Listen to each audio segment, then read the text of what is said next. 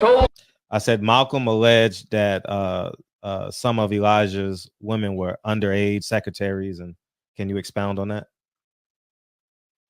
Yeah, well, I guess they were, because they were there. I seen them.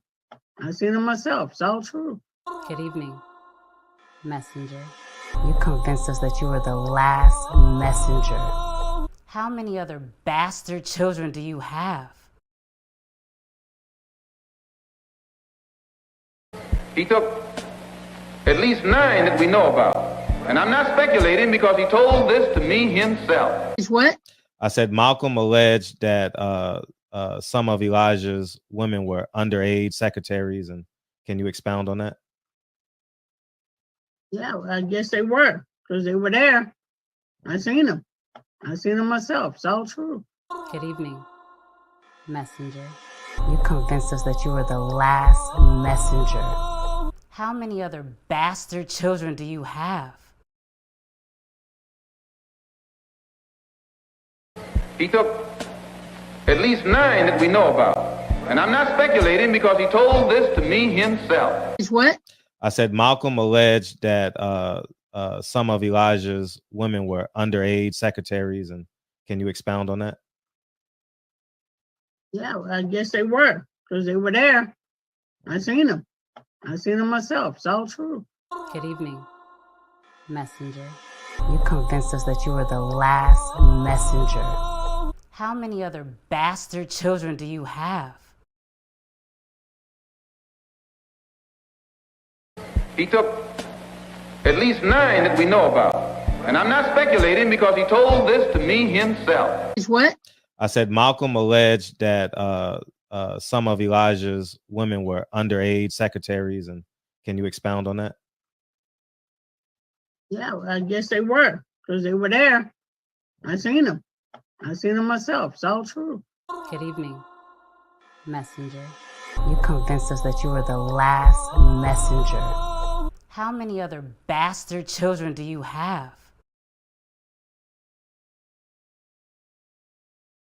He took at least 9 that we know about. And I'm not speculating because he told this to me himself. It's what? I said Malcolm alleged that some of Elijah's women were underage secretaries, and can you expound on that? Yeah, well, I guess they were, because they were there. I seen them. I seen them myself. It's all true. Good evening, messenger. You convinced us that you were the last messenger. How many other bastard children do you have? He took at least 9 that we know about. And I'm not speculating because he told this to me himself. It's what?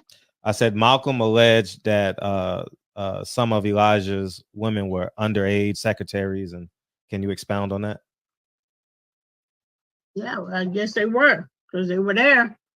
I seen them. I seen them myself. It's all true. Good evening, messenger. You convinced us that you were the last messenger. How many other bastard children do you have? He took at least 9 that we know about. And I'm not speculating because he told this to me himself. It's what? I said Malcolm alleged that some of Elijah's women were underage secretaries, and can you expound on that? Yeah, well, I guess they were, because they were there. I seen them. I seen them myself. It's all true. Good evening, messenger. You convinced us that you were the last messenger. How many other bastard children do you have? He took at least 9 that we know about. And I'm not speculating because he told this to me himself. It's what? I said Malcolm alleged that some of Elijah's women were underage secretaries, and can you expound on that? Yeah, well, I guess they were, because they were there. I seen them. I seen them myself. It's all true. Good evening, messenger. You convinced us that you were the last messenger. How many other bastard children do you have? He took at at least 9 that we know about. And I'm not speculating because he told this to me himself. It's what? I said Malcolm alleged that some of Elijah's women were underage secretaries, and can you expound on that? Yeah, well, I guess they were, because they were there. I seen them. I seen them myself. It's all true. Good evening, messenger. You convinced us that you were the last messenger. How many other bastard children do you have?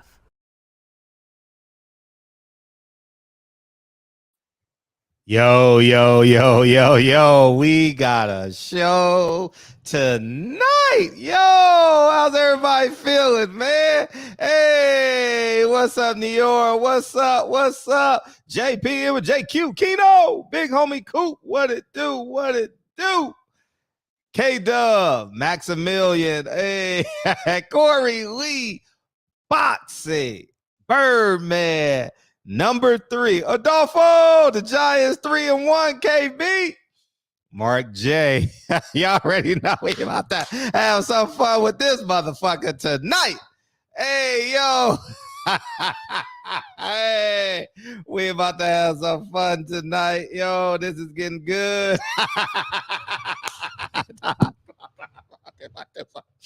Oh, man, how's everybody doing, man?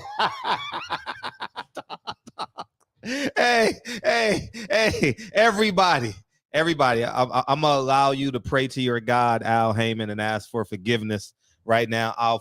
Our Father, our heaven, which art be not in heaven, hallowed be thy name, thy kingdom come, thy will be done on earth as it is in Vegas.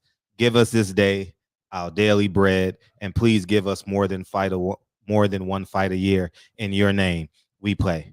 Amen.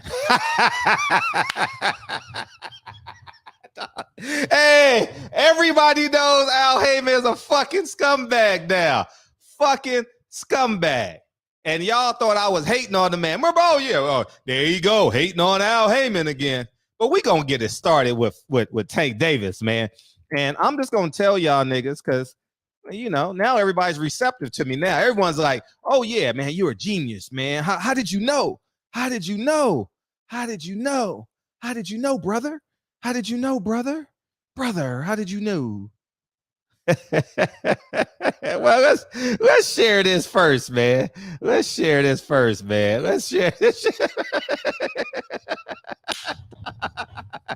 Why did Tank Davis call Floyd Mayweather a bitch? I took your bitch. Hey, Tank, like I took your hoe. I'm not gonna say what else he took, but I took your hoe and you a bitch. Hey, yeah, she mine, nigga. She mine, nigga. Hey, ain't nothing worse than calling the nigga a bitch and taking his bitch. Ain't nothing. Hey, Floyd, man, how you let this 23-year-old kid from Baltimore steal your bitch, man? Floyd got his bitch taken, man. I told you guys. Oh, Fred. Come on now. I told y'all a year ago, December. Y'all remember? Oh, yeah. Fred, you over there hating on the young bull, man. Yeah, man, you hating. Oh, yeah. Yeah, I told you.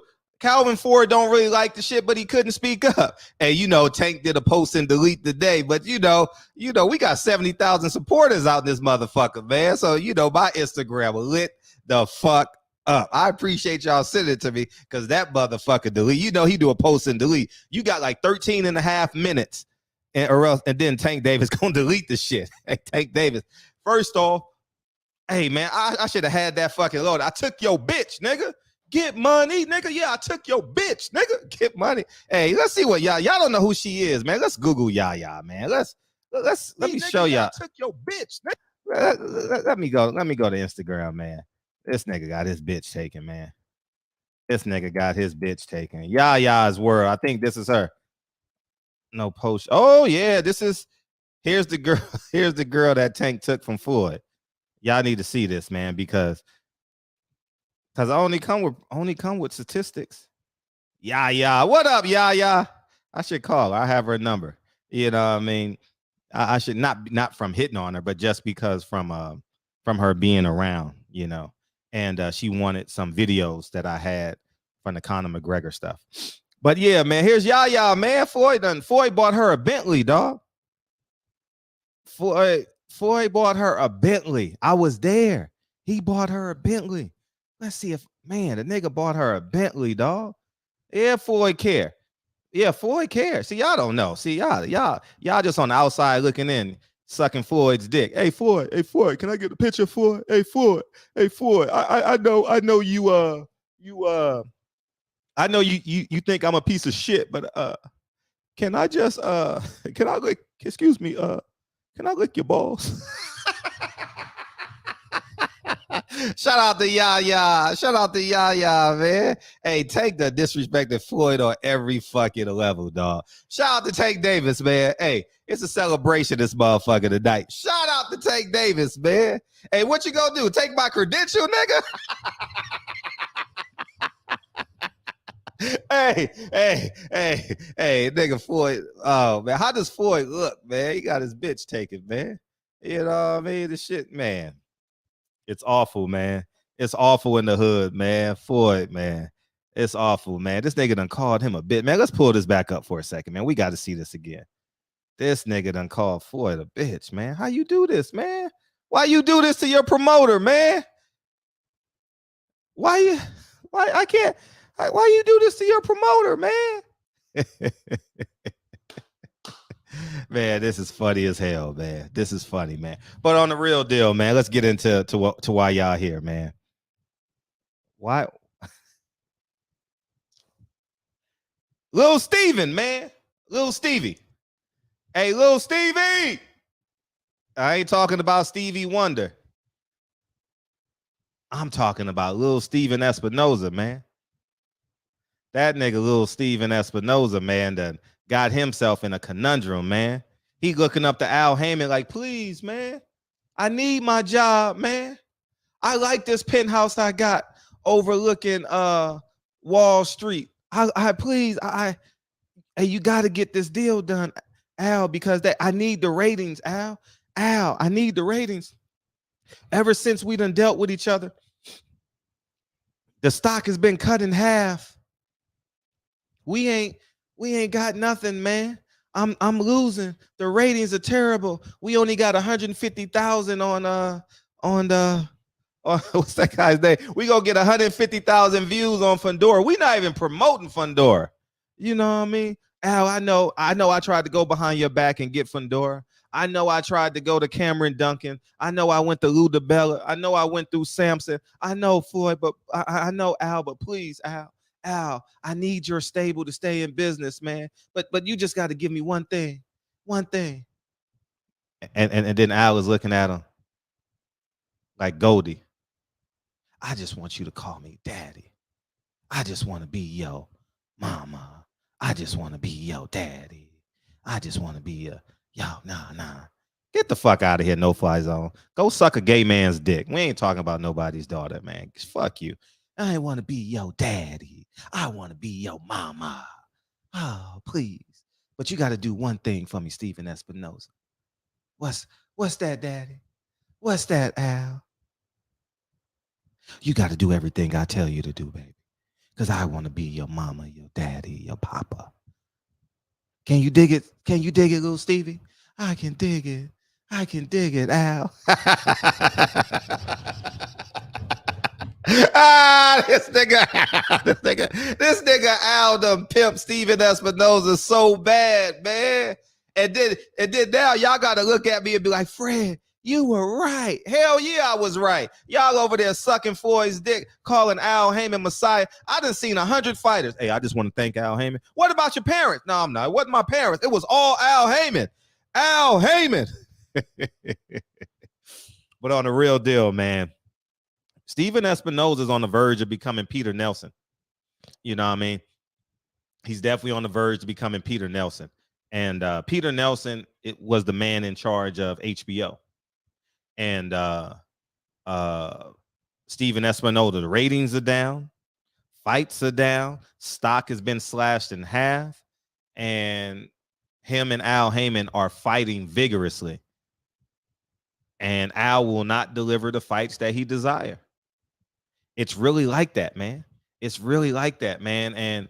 And truth be told, a lot of these fighters are suffering. A lot of these fighters are suffering.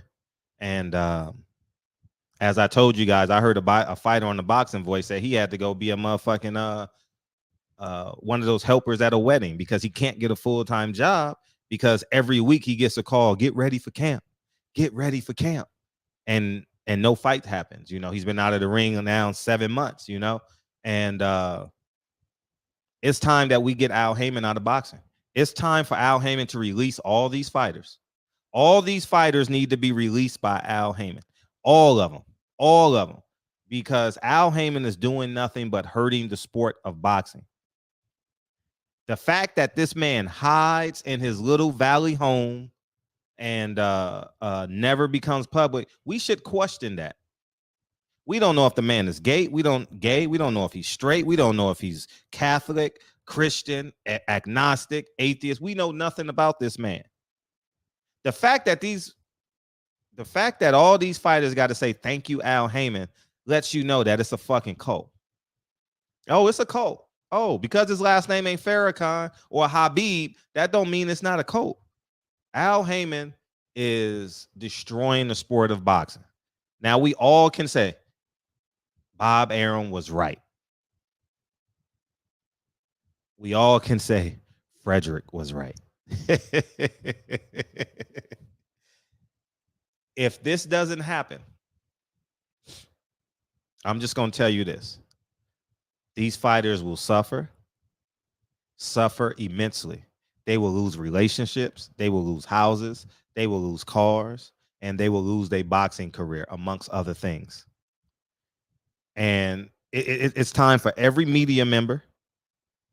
It's time for every fighter, every manager, every trainer to stand up and say, Al Haymon, you either make the fights or get off the pot. But here's the problem. Where's Al Haymon going to get $100 million from? We got to put this in perspective. Yeah, smash that like button. I appreciate Cincinnati. We got to put this in perspective.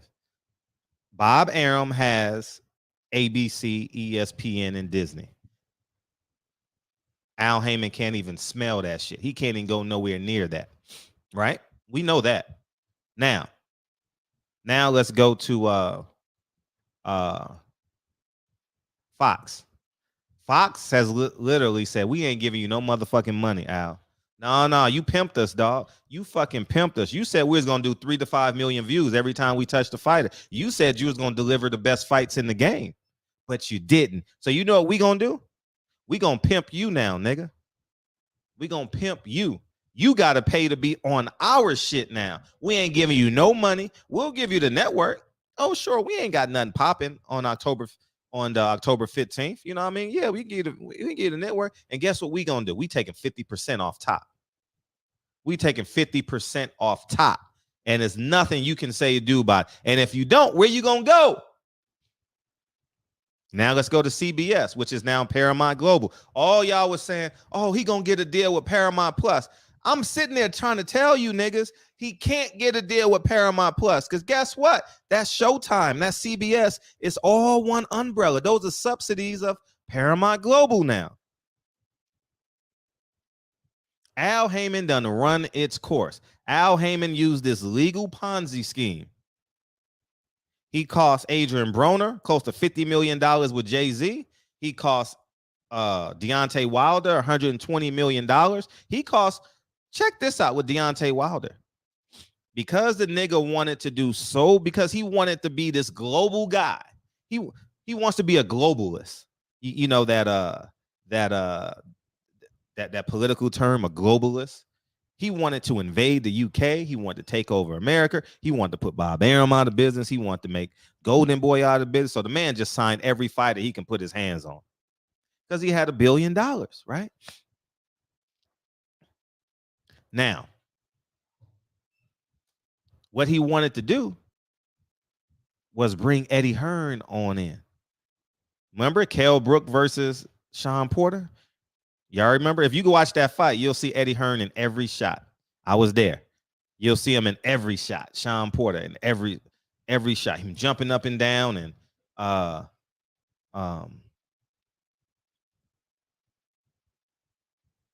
And then on top of that, remember Kell Brook used to fight on Showtime. Don't forget that.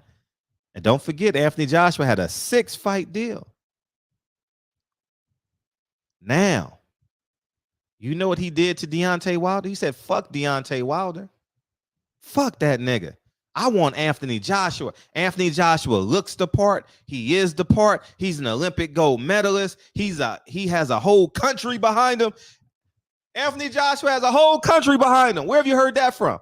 Al Haymon love motherfuckers with country behind them. I'll give you $50 million. Canelo, I'll give you $50 million just to show up. Because you got a whole country behind you.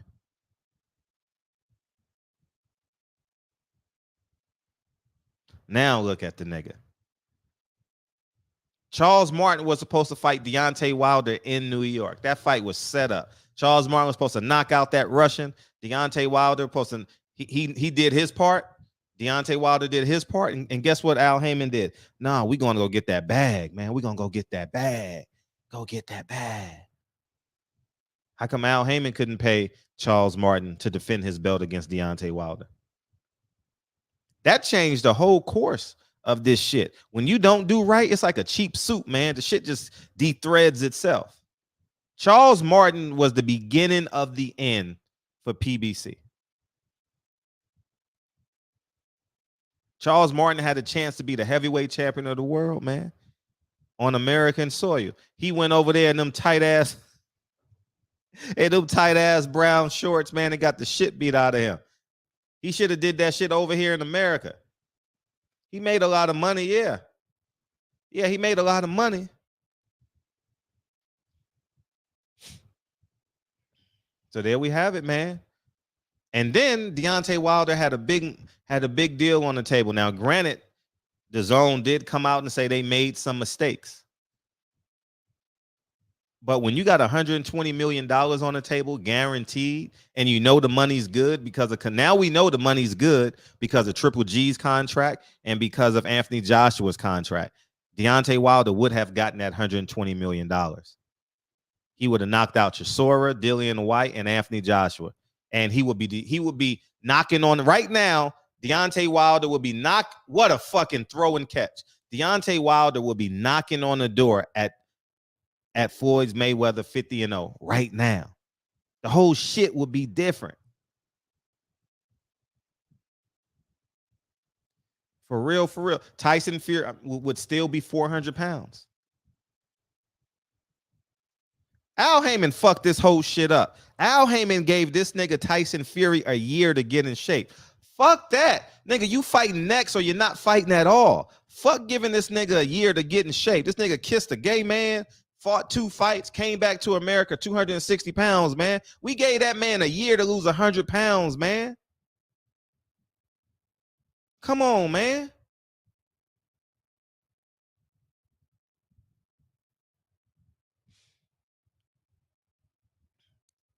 But you know, Al Haymon just wanted the money, man. Al Haymon used this legal Ponzi scheme. Him and man, let me bring this shit up. See, y'all need to. I know. I haven't done this in a long time. It's been since August, the last time I did a video on Ryan Caldwell. Ryan Caldwell and Al Haymon. Y'all need to see this shit.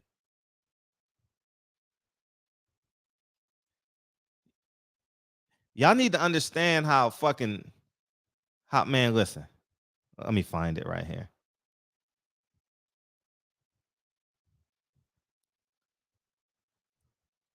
And if you got a fighter, y'all need to see this shit. Check out how disgusting this shit is.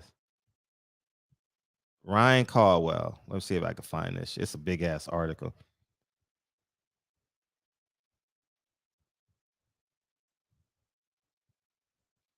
Oh, they coming. Oh, Richard Schaefer gonna spill some beans too. Oh, he ain't got no. Okay, here it is right here. Found it. Let's share this. Here it is right here. I'm going to read this here. We got time tonight. We got time. Because I told y'all this day was coming. Y'all called me a hater. I'm sitting there trying to save Deontay Wilder's brother. You know what I mean? Shit. Can y'all see this? Now check this shit out. I'm going to read this. The role of Ryan Caldwell, who left Waddell and Reed last year to join Haymon as chief operating officer of PBC, and then departed from PBC soon after to form his own asset management company, also subject to conjuncture. On February 5th, 2016, New York lawyer named James Jamansky sent out a press conference announcing that his law firm was investigating the departure of Mr. Caldwell from Waddell and Reed and whether the funds breached duties owed to shareholders. Zamansky sounds like a lawyer looking for a plaintiff for a possible class action lawsuit. Let me find that other part. But y'all need to know who Ryan Caldwell is. I got to find out, because that's, so y'all do know well, okay. Let me find out who, so y'all can see Ryan Caldwell. I have it.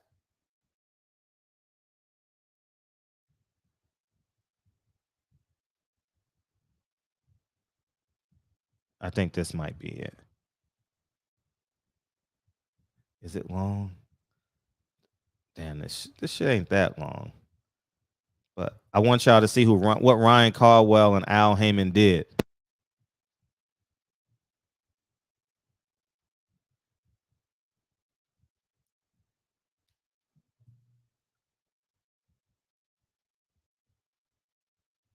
Okay, boom. Here it is right here.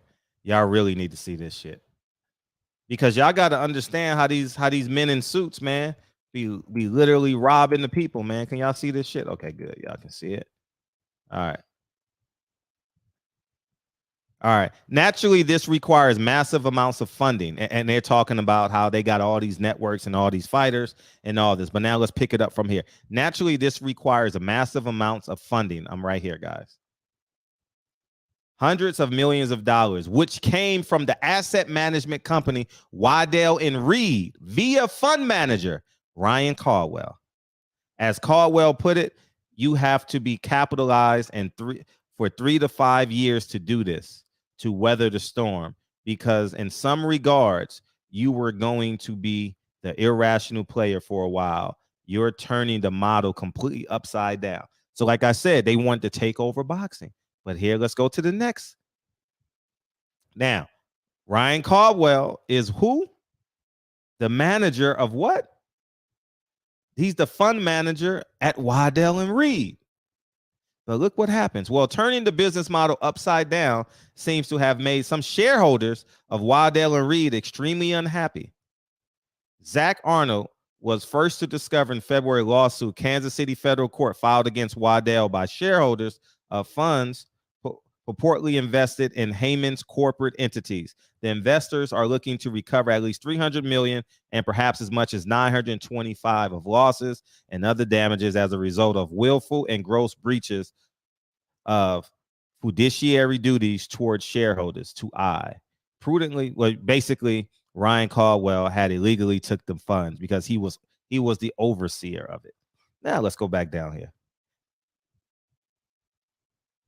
Here it is right here. You guys need to understand this.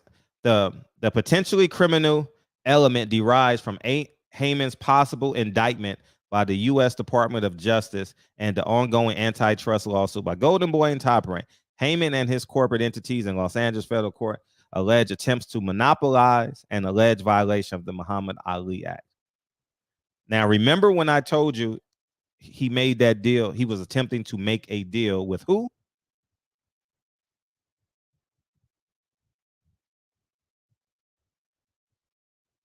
Eddie Hearn, remember? Now, according to the complaint of an unnamed hedge fund had previously declined to invest in boxing promotion company because revenues went to the fighters, making the investment unprofitable. Do you understand this? Do you understand this line? Do you understand this line? I'm going to repeat it again and put on your thinking cap. According to the complaints of an unnamed hedge fund had previously declined to invest in a boxing promotion company because revenues went to the fighters, making the investment unprofitable. You says, Fred, what does that mean? Yeah, you overpay the fighters. And guess what? You take your percentage from the fighters and you drain the hedge fund. Do you understand that shit? You willfully drain the hedge fund. Hey, I'll pay you $200,000 to sign with me. I'm gonna get 20% on the front, and I'm gonna get 20% being the hedge fund manager. Now you say, why did Ryan Caldwell go over to Al Haymon and work with him? Because in the last article, you guys realized that he joined him, right? Because he wanted to oversee the money. The money, honey, the money. He says, no, you ain't about to trick me out of this money. Shit, this a deal. We either gonna make this money together or we going to hell together. We either going to jail for a lifetime or we gonna be 9-figure men for a lifetime. Nah, this is way worse than DAZN, because DAZN is coming from a private. Remember, DAZN comes from sponsorships, private money, and subscriptions. It's different. This is literally your grandmother's retirement. This is what this is.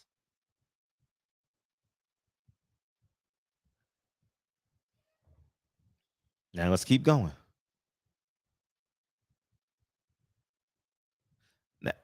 And it's funny. See exactly what I just told you. See how I understand business? I ain't even read the next chapter, the next paragraph. Look, according to the plaintiff, Caldwell believes Haymon's loss purchase of fighter contracts was an undervalued call option with a high risk, but a very high return. But from the looks of things so far, it has been all risk with very little return. See what I told you? Yeah, I can give you $5 million to come over to PBC. All I'm trying to do is get rid of this money. You ever heard that notion? If you had $100 million in a day, how would you spend it? Al Haymon had $1 billion to spend in 3 years. What would you do? You're looking at it right now. This is it.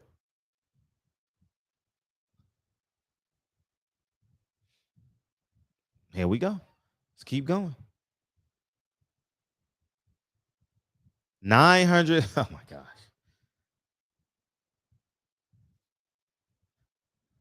The complaint reports alleged investment amounts which allowed Bloody Elbow to calculate each fund's apparent to-date losses to market. According to the complaint, there were 6 investments into MGH Holdings of a total of $925 million. Huh. This is insane. Fucking sane.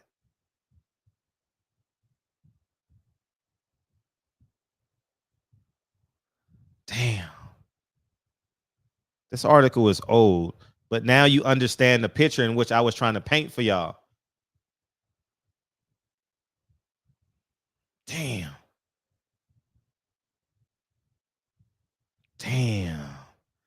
Man, this is sad. I'm looking at this shit. This is sad. So here we have it. When we are in October of 2022, Al Haymon intentionally drained the swamp. He intentionally spent all that money because he took 20% from the fighters. You know, Al Haymon percentage was a minimum of 20%. And he also got paid from the hedge fund. So every time he paid the fighters, how much you need? 5 million? What's 20? Let's hypothetically say he got 20% of a $5 million contract. That's $100,000. That's $500,000. If he gets 10%, and you just keep on draining. This man was giving out contracts. Now you understand what Bob Arum was saying. When you're using other people's money, this is what it looks like. When y'all be donating to them FBAs and IRAs and ADOS and everybody else with these motherfucking letters on YouTube, this is what happens. You're funding their lifestyle. This man, Al Haymon, is a fraud. He is a fraud. He tricked all these fighters. You know, I love you, man. I love you. How's your mama doing? I'll take care of you, man. Don't sign with Bob Arum. He's a blue-eyed devil, man. Oh, yeah, he's a blue-eyed devil. Don't sign with him. The whole time, this man didn't buy a fucking gym. He didn't buy an office building. Didn't the fact that he doesn't want young fighters, the fact that he doesn't pursue young fighters leads you to believe that what? He wants to get out this motherfucker. And guess what? He's still going to own the talent. So no matter where they go, he's going to own them. It's not by accident every fighter got to say thank you, Al Haymon. Think about the shit, man. Come on, let's put our thinking caps on for a second. That's a cult. Imagine the Church of Scientology. I want to say first, it's like every time you go to church, first giving honor to God, who's the head of my life. I just want to thank him. What's up, Michael? Hey, what's up? I just want to. Hey, can you hear me? Very well. Okay, yeah. Hey, so 20% of 5 million is 500. $1 million. Oh, it's $1 million. Thank you for correcting me. Yeah. Wow. But the engineer and mathematics and me couldn't allow that to slide, Fred. Oh my God. But anyway, correcting me. No problem. But look, man, what does ADOS and FBA? What's that have to do with this? No, I'm saying like when people donate money, it has nothing to do with this. I'm talking about people, other people's money. Yeah, I don't. You putting out a lot of information I wasn't aware of. I didn't know what was going on with Al Haymon and PBC. Mm-hmm. But the one thing that rings out to me, I'm just a fundamentalist. Mm-hmm. The one thing that rings out to me that I've got a problem with is Al Haymon, PBC, and Earl Spence when they avoided the Crawford fight before now and wanted to fight Ugas. A lot of people said, "Hey, we're not going to watch that fight because we want to see you fight the person that you're supposed to fight now, which is Terrence Crawford." And so PBC and Earl Spence came out and they literally promised the fans that right after this fight, we're going to fight Terrence Crawford. So please support Earl Spence in his fight against Ugas. And that was the one, because I actually was not going to support that Ugas fight, Spence Ugas fight. I wasn't, because I felt like they were giving Crawford a raw deal. So I said, okay, I'm going to take the man at his word. I'm going to take Earl Spence at his word. I'm going to take PBC at their word. They said that they're going to put the fight together after the Ugas fight, so we can go ahead and support the Ugas fight, and they're going to give the fans what we deserve, what we're asking for. As a result of that, I just went ahead and bought the Ugas fight. Now they're coming back and they're not making a fight. So for me, being a fundamentalist, I believe in integrity. What you got to hold on to your word. They just basically lied to me to get my money. They lied to me to get me to support the Ugas and Spence fight, and now they're not delivering. They're not delivering the Terrence Crawford and Spence fight as they promised they would, as both Earl Spence and PBC promised that they would. And this is the 1,000-foot view. This is not all the details that you have. It's the fundamental view. So for me, I'm not supporting any more PBC fights. I'm done. Until you respect me enough and my dollar enough to keep your word, I'm not buying any more PBC fights. Period. I don't care who's fighting on the card.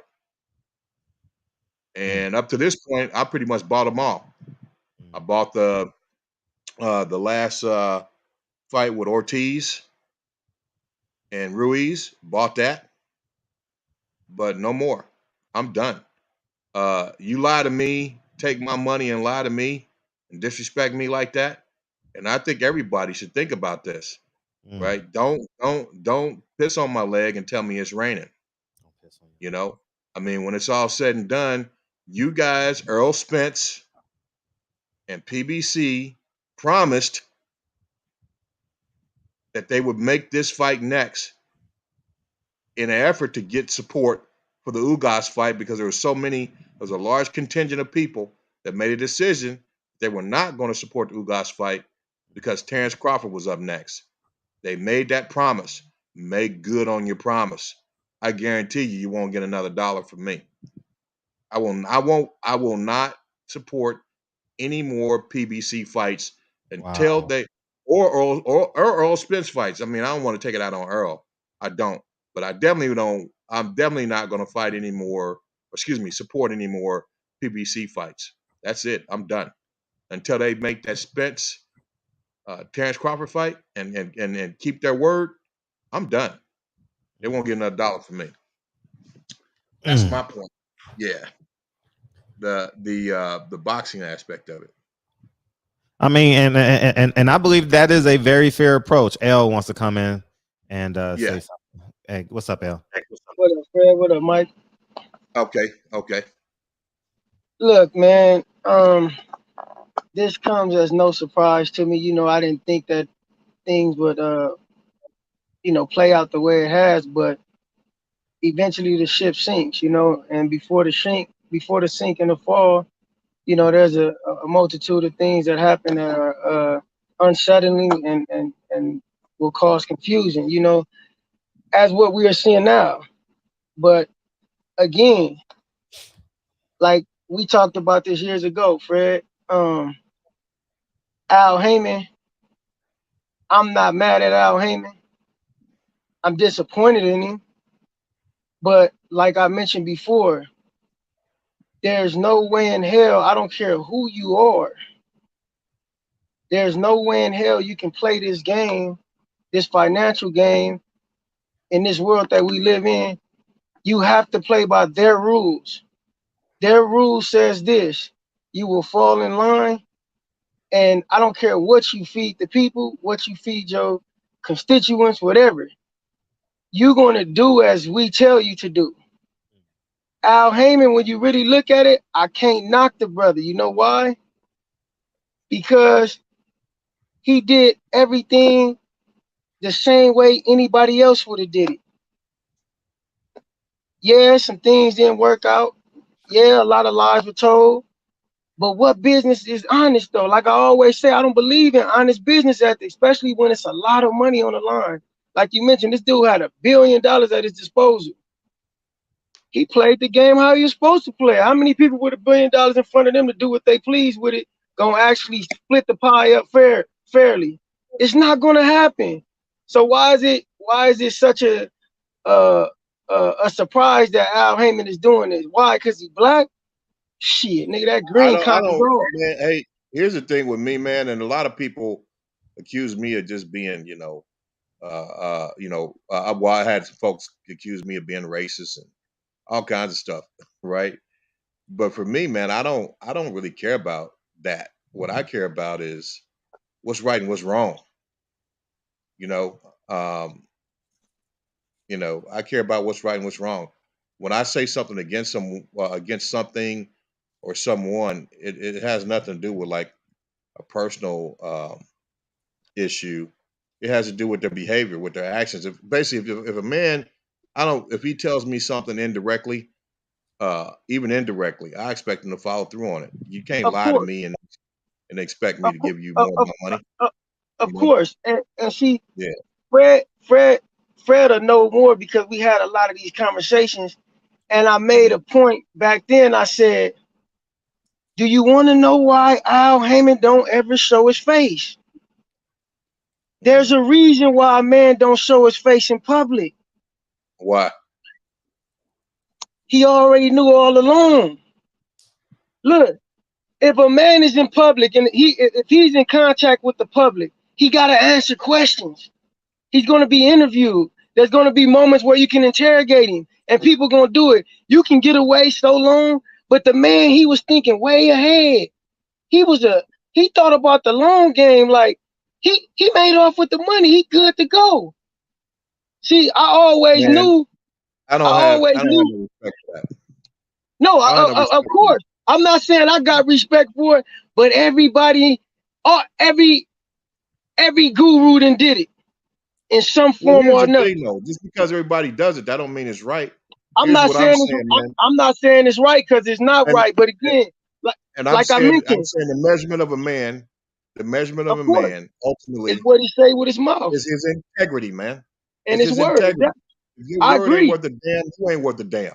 Okay. No, And so for me, when you come to me and you tell me, hey, continue to support our efforts at PBC while we put on this Ugas Spence fight, because we're gonna give you the fight that you really want next, and then you come back and tell me you're not gonna do it, you just told me a damn lie to get my money. I'm, I've got a little education behind me, but I'm still off, I came from the hood. You can't play me like right. that. No, I get Right? And it. then No, expect me to still respect you as a man. I don't do business with people who don't do business on the square, man. I no, don't. I agree. Like I'm pro fighter first, man. But if you as a fighter don't have the know-it-all or don't care to hire someone that is more intelligent than you or has more knowledge of contracts and things of that nature, then you leaving yourself as a sitting duck to just be ran over because it ain't no friends in business, man. Like Al Haymon with $1 billion at his disposal. Come on, man.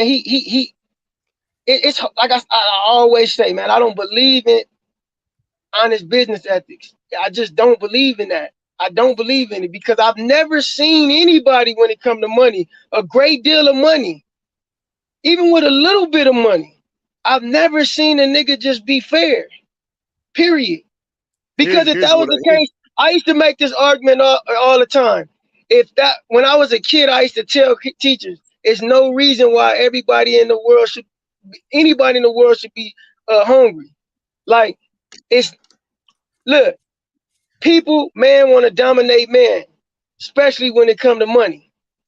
That's like the number one thing people want to. I got more money than you, so I'm better than you.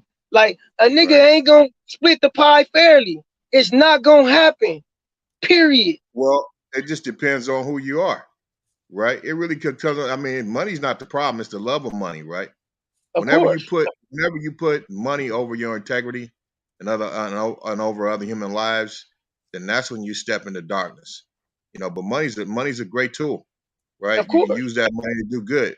Here's the thing: what we don't realize, man, is these universal laws that govern our physical world, they govern the spiritual world as well, right? I mean, that's why if you do dealings with a lack of integrity, that's gonna come back around. Everything's in a cycle, Oh, right? definitely. You can't Yeah, escape it. You can't escape fucking yeah. people over. I You mean, can't. I don't care how much so money you got. I don't know Al Haymon. I don't know him personally. Obviously, I really don't know much about him. You know, but if he's operating in a situation where all I know is he didn't keep his word to me. That's all I know as Yeah, a right. consumer. And so And for as a me, that's consumer, right? tell me a damn lie. I don't have no respect for that. I don't care what color you are. Definitely. I I have can no say this, respect. man. The man, very intelligent, very forward thinking man. He Because couldn't be that intelligent. Not that He couldn't intelligent. be that intelligent because he don't understand the natural laws, the laws that well, govern the universe. he may understand them, but again, that money gonna distort your outlook. You get what I'm saying? Like a man that was able to do and garner all the support and even the funds that he had is an intelligent man. He had to influence somebody to get that money. He had to be So able to. basically, he has the mindset of an imperialist, right? Oh yeah, And for in an sure. environment that he's demographically not qualified to be one. You understand? Well, He's not qualified to be one in this environment, and that's why all the negative things are happening. I mean, because look, I mean, we talk about all these different things. Look at Brett Favre. Brett Favre stole something like $81 million from the poorest people in the country. people who don't even have clean water to drink. Mm-hmm. And you haven't heard a damn thing about that. It's hush hush, right? Right. I mean, he sold something like 81 million dollars, man, and it's no big deal. So what I'm saying is, you can have that imperialist mindset, but if you don't have that demographic, then your efforts will come back to haunt you. Oh Right? yeah, it'll amount to nothing in the end. You know, I'm not supporting what he did or what he's doing, but I can say this: he damn near covered all of his corners, like as far as on his end. Like these fighters all signed contracts, and me and Fred talked about this before. If Chiefs you gonna barely win this game, by the way. the reason why, and I mentioned this many years ago to Fred, there was a reason why all them guys were saying, "Oh yeah, thank you, Al Haymon, thank you, Al Haymon." All this, man, these dudes got contracts, things that are written inside their contracts, clauses, and what do they call non-disclosures. They got all these things that you would never be privy to. So Al Haymon, them guys cannot even a disparaging clause. So I think so. Where you can't speak out negatively against a person, you know. And look, if you signed that deal because you was thirsty for money, then that's on you. That's your fault. Al Haymon did what he was supposed to do to keep his name clean. Like, I don't agree with what he did. I wouldn't have done that to another human being, because to me, I want everybody to eat. But that's just me, though. I can't expect nobody to be like me. But I can say this, though: the mass numbers of people, when that money in front of them, everything that they are gonna come out. Believe me, everything that they are gonna come out. I hear what you're saying, brother, but that's not just you. That's what's right. You understand? And you can't expect everyone to do what's right. Okay? You can't expect everyone to be like you.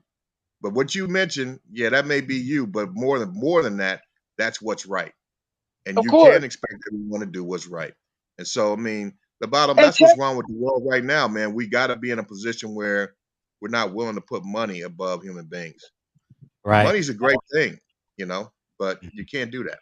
And the disparaging clause means you can't say anything negative, any negative statement. Yeah.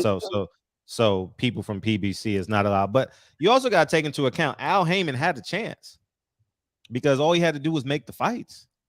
You know, if he makes the fights, then we got action.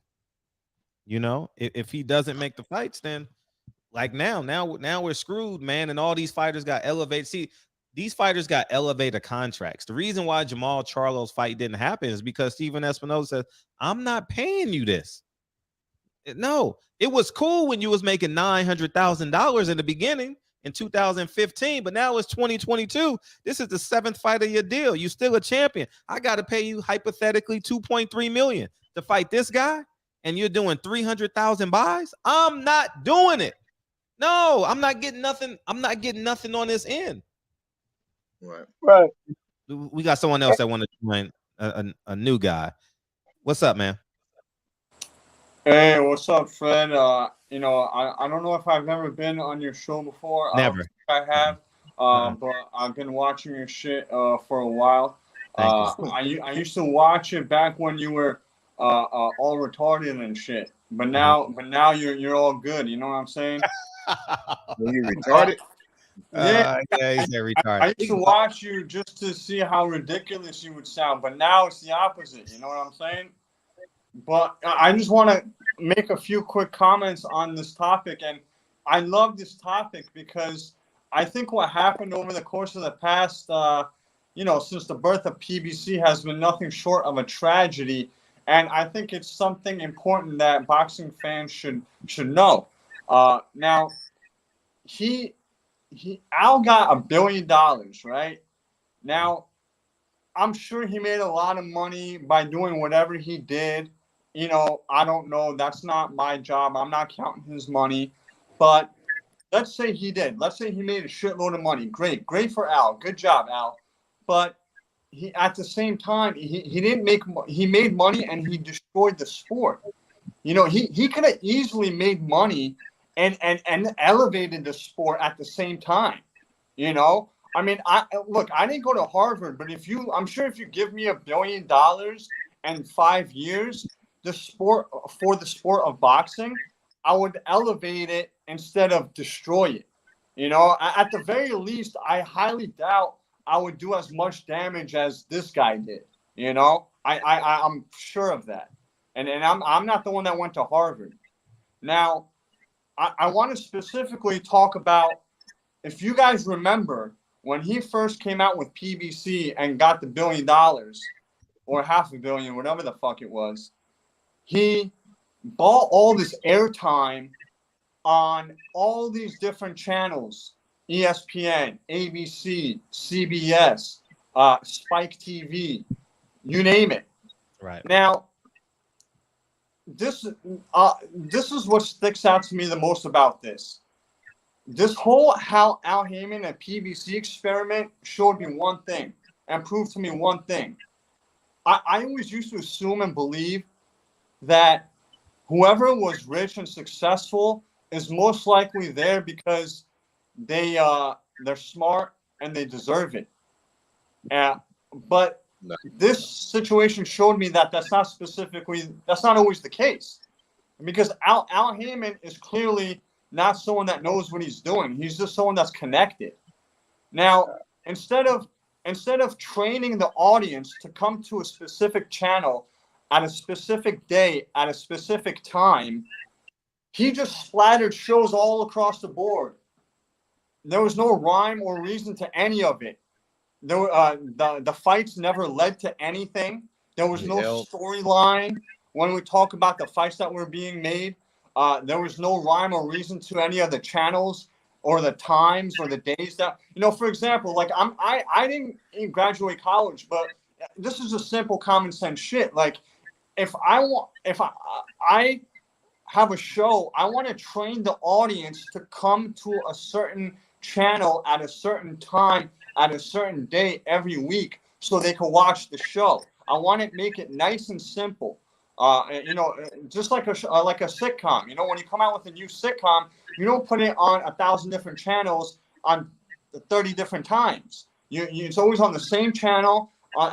So, for example, he could have done shit like this. Every Thursday night on ESPN, there's going to be fights. And he could have done like mostly prospects and then a main event, like a B-level main event, you know? And then he could every Saturday on CBS, there's going to be premium level cards with like a premium level main event, you know. And then every Sunday, for example, he could have done like a, you know, I'm just throwing out shit, you know. But he was never consistent with anything. He very easily could have elevated the sport by just having consistent shows. I mean, consistent fights on the same channels at the same time every week or every month. You know what I mean? Kind of like HBO. Like we knew on Saturday night on HBO, there's going to be a fight. You know, and on ESPN every Friday or every other Friday, whatever the fuck it was, Friday night fights. You know, and I think that's where he really dropped the ball. You know, he had $1 billion to do this with. And instead of overpaying these fighters, he could have paid them what they deserve, and he could have made good fights, and he could have trained the audience to come to certain channels on certain times, on certain days, and he could have really elevated the sport and built it and attract new fans. Because at the end of the day, you did have all that airtime on all those regular channels, you know? So let me say something about that. I think that's where he dropped the fucking ball. I'm gonna add this. I like to analyze people's character and you know how they move, you know what their purpose and intent is. When you look at Al Haymon when he first came in the game, what did he express to be his intent of embarking upon a journey into the business of boxing? What was his intent? What did he show us his intent was? I'm gonna tell you what he showed us from the onset. He showed us, I want to take over this game. and I want to restructure this whole damn boxing business. For one, as a black man, he pretty much put a target on his back. That's number one. For two, he flaunted his ego. And you got to understand this. There's people like Bob Arum, because look, he went after Bob Arum. There's people like Bob Arum that put that shit on brakes, like, hold on. You ain't got more power in this game than I do. So that's the first thing he went wrong. He let his ego get to him. This is why I feel like he's saying, well, fuck it. Since this shit is falling, I'm going to show y'all I can do what I want to do. And y'all want these fights? I'm not giving it to y'all. Why? Because his ego is in the way. The man is just like, oh, I don't have to even show my face. I don't have to talk to none of you motherfuckers. Like, if you think about it, yeah, he's not a good human being. I wouldn't think of him as a personable. I wouldn't look at him as a personable human being. Well, but when you look at him, when you assess the totality of his character, I can never say the man is stupid. Right. I can't say he's stupid. Look, if you able to fool intelligent people, if you are able to fool supposedly intelligent people, or if you able to fool any amount of or any people of any capacity, what does that make you? That makes you smarter than them. Yeah, I would just say that he's like you mentioned, but I probably misspoke. He is intelligent. I mean, he's got a degree from Harvard, right? So he's got to be intelligent. He's got to be intelligent. However, there's a difference between intelligence and wisdom. Of course. So for me, right, it's for me, he lacks wisdom because you got to operate on the square if you want to have longevity.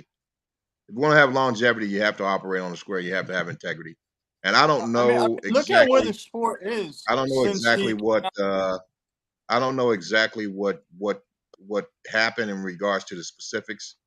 Like Fred was giving the details and everything. I'm just speaking as a consumer that that has an affinity for the sport of boxing, and the promises that he made, PBC made, Errol Spence made with the Ugas fight, how they were going to make the Crawford fight, and how they're failing on that. To me, that's a breach of verbal contract and a lack of integrity, and just basically told me a lie to get my money. So from this day forward, I will not be supporting any PBC efforts. And I'm not actually going to support any Spence fights as well. And it's not really his fault, and I know that. But at the end of the day, he's a casualty of war in my. He's a casualty of war in my. He's a casualty. He's an innocent bystander in a way, I think. But I can't support his fights anymore because he was part of that promise. He's part of that promise to make this fight with Terrence Crawford, and both him and PBC have failed to fulfill the promise. So I'm done. Here, let me bring in no more of your money. Let me bring in K-Dub. K-Dub wants to respond. Welcome, man. Appreciate you. Fred, what's going on, Ken? Hey, what's up, dog? Fred, listen. Listen. First of all, Michael Fuller, we were never promised Spence and Crawford after Ugas. That ain't even how PBC works. PBC don't promise fights, first of all. Second of all, we got some big. Okay. Well, you can bring the receipts up and prove that to me, and I can prove you that they don't promise fights. Second of all, Fred, we got some big fights with PBC. We got Crawford. We got Thurman Porter. We got Pacquiao Broner. We got Pacquiao Thurman. You feel what I'm saying? So Al was giving us some good fights. We got them Deontay Wilder versus Luis Ortiz fights. Al has been giving us some good fights. I don't understand what y'all saying and what y'all trying to insinuate with this, because Al Haymon been in PBC been giving us some good fights. We got Spence versus Porter. You feel what I'm saying? We done got some good fights. I don't know. I don't see the aim with this. You feel what I'm saying? I really don't see the aim. The sun shines on the dog's ass. The sun shines on the dog's ass once a day. Fights like Keith Thurman and Sean Porter happened like 3 years into the PBC project when in fact they should have happened immediately. It took so long for fights like that to happen. And again, it was a sporadic schedule with random fights that never led to anything. We got 2 years to that before we got Sean Porter versus Keith Thurman.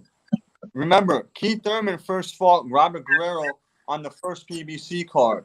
After that, he fought fucking Louis Collazo in Florida. And then 2 years after that, or a year and a half after that, or he finally fought Sean Porter. Instead of the Guerrero fight, he should have fought Sean Porter right then and there. The first fucking PBC show should have started off with Thurman versus Porter. But instead, it took 3 to fucking 4 years for us to fucking get that. And that's when he went wrong. We got Thurman versus Garcia. We got Garcia versus Porter. Come on now. Y'all are tripping with this. We done got some really good fights with PBC. You're right. We did look. I give credit where credit is due. He did give us some good fights, but what I'm saying is it shouldn't have taken 5 years for those fights to happen. All those matches could have happened within 2 years. And that ain't how business works. You can't drain your business. You can't drain your business within 2 years. You can't drain your business within 2 years. He would have been sucking everything dry if he give you all them fights within 2 years. Here's the problem too, man. When you look at it, I don't agree. Go ahead. You're in a we're in an environment. Yeah, let him go up. Go ahead. Let Mike get off. You can go right behind him. Mm-hmm. Go ahead. Let him go. Let him go. I was just going to say, okay. You're not going to drain business by making those fights happen right away, because those fights will lead into other fights. And that's what the sport of boxing is. But instead, Keith Thurman got into 50 car accidents. He took like 50 years off, and then he finally fought Sean Porter after fighting not bums, but C-level opponents or B-level opponents like Collazo and Guerrero, who was washed up already at the time. So all I'm saying is we waited. He just took way too long to make those fights happen, and we just got a lot of shit in between. And that's all I want to say. Yeah, Mike. Yeah, I was just saying that, we live in an environment, a world, society. It's really, what have you done for me lately? You know what I mean? We forget about what happened. What happened a year or 2 years ago. We're looking at the biggest fight in boxing right now. Right. That's not being made, that people have been calling for years. It's the big. This fight has been the biggest fight in boxing for years now. Yeah, it's not 5 being years. So, it's not hard to find receipts for what I've said. And of course, I'm not talking in detail like Fred is about, because I don't spend that much time analyzing the sport from a business perspective. I'm just saying from a general fan and someone that appreciates the sport, that they made some promises. They made some promises prior to that Ugas fight to get support for that event, and they haven't followed through. You can't lie to me like that and expect me to continue to give you my money. So again, I'll say this one last time: I'm not supporting anything from PBC financially from here on out until they fulfill that, until they make that Spence Crawford fight. No more of my cash, man. I'm done. I agree. I don't care. Okay. With that being said, was you saying that when Terrence Crawford was with Bob Arum in Top Rank? Was you screaming that? That's old news. We here now. We here. Okay. And they trying to make the fight. They were trying to make the fight. Terrence Crawford is playing games with the money situation. That's all it is. Hey, Kenneth, I'm gonna say this, man. You made a point. PBC has given us some great fights. Watch, they have. I can agree with that. We can all agree with that. But like Mike Fuller said, man, this fight has been promised to us for years, man. For years. They're trying to put it on. Listen. Hey, let them finish. We've seen this. This is a recurring theme. We've seen this. It's a reason beyond what is known to us as fans, but it's something totally different. Like, this is the weirdest shit ever, man, because look, boxing is similar to the dope game like this, right? If you're a dope man, right? You giving the product, you putting the product on the street that the consumer wants. Hey, yeah, man, this some good shit. The consumer gonna tell you what's good. The boxing fans have been begging, hey, this is the fight we gonna pay for. This is the fight we gonna do it all for right here. We've been screaming out for this for years. It's not that hard to be made. Listen, Don King, Bob Arum, they were the only two promoters in the game for years. They put on every big fight, and it didn't matter if somebody had a loss. You know why? He was still fucking marketable, because the next guy that was coming up, the next contender that they built up, he garnered attention. He gained a fan base. They went at war. Everybody made money. This is crazy, man. Like, it's not that far. It's not that hard to make a fucking fight. All these narratives, you on the other side of the street, blah, blah, man, that's all bullshit, man. It's some bigger shit going on, man. And those that are responsible, man, are the network and the promoters, dude. Point blank, period. It ain't the fighters. I'm pro fighter all day long. I don't blame Earl Spence, because Earl Spence, he wants to fight just as much as Terence Crawford. And he want to show the fans that, man, I want to give y'all what y'all want. Of course, he gotta back what Al say. He has to. He's contractually bound to back up Al, but his intent is truly there. But this shit is bigger than the fighters, man. This is on the promoters and the networks, man, and the people in real positions of power, man. This shit is weird, though. It's not that hard to make this fight, man. Okay, can I ask you a question? Can I ask everybody on the panel a question? What is Al Haymon doing wrong in the Terence Crawford Errol Spence fight? What is Al Haymon doing wrong? I'm gonna tell you this. I guarantee you, and this is just how much everybody can say fuck PBC, but I'm gonna tell you the real honesty of it. If this fight gets made, it's gonna sell whenever it gets made. And watch this. Al will be forgiven for some of his sins. What is he doing wrong? Simple. What is Al Haymon doing wrong? Not making the fight. It's that simple. Not making the fight. It's that simple. That's what he's doing wrong. The fight is being made. They negotiating. They negotiating. Come on, man. Negotiations, they never took this long. Nobody said the fight was off. They're negotiating. You just said you understand business. They're negotiating. They're negotiating. People want more money. Everybody want a money grab. Come on now. Whoever loses the fight is done. We really lose this fight. His big money is done. If Terence Crawford loses this fight, his big money is done. No, it's not. They're trying to cash out. This is a cash out play. You said you understand business, right? No, it's not. No, it's not. If Tyson has 6 losses, nigga, he still made over 300 million. No, if Earl Spence loses this fight, he's not gonna make another big payday. That's wrong. I don't think so. That's wrong. The fans are the ones that determine how much the fighters make, because your true hardcore fans gonna support you. See, I'm gonna tell you.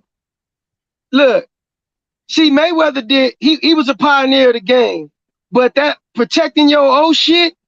Why do you think Mexicans always make money? Because they put on shows.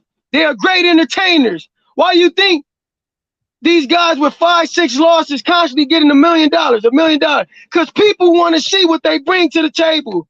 That old shit is a fucking facade, man. That shit is created. That's like a fucking unicorn, man. Al Haymon gave you Deontay Wilder, Tyson Fury 3 times. Al Haymon gave you Jamel Charlo, undisputed. Al Haymon been giving you all the good fights in boxing, man. I don't know what y'all talking about. You know what I'm saying? But y'all can keep hating on Al Haymon.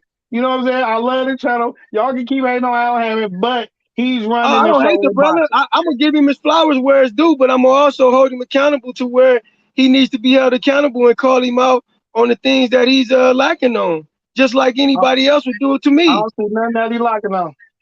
He's giving you the best fights in boxing. I don't see nothing that he's lacking on. So you don't think he giving you Devontae Tate Davis versus Leo Santa Cruz? He giving you some good fights. I don't know what's going on here. Oh, Fred, what are You you didn't obviously. doing, man? What's going on, Fred? Stop it, please. You breaking my heart. oh my gosh. You know Champion I'm Heart. PBC for life, Al Haymon for life. Yeah, that's beautiful. Champion Heart. PBC don't want Spence and Crawford. That fight not happen. PBC don't care what the fans want. PBC don't want that fight. Why not? Can I read? Why don't PBC want Can I that fight? read this real quick? Can I read this? Yes, sir. Thank you, man. PBC don't want Spence versus Crawford. That fight not happening. PBC don't care what the fans want. PBC gonna push Thurman versus Spence, and we got someone else that wants to join the party. We'll let them get off, and yeah, we'll let them get off. What's up, man? What's going on? What's up, man? What you got? This is Anthony, man. Hey, what's up, Anthony? This is Anthony. But, yeah, you good? Yeah, I don't know. What I don't understand is what I guess it's just a conversation. Yeah, you got a bad connect. Go ahead. Nah, you got a bad connect.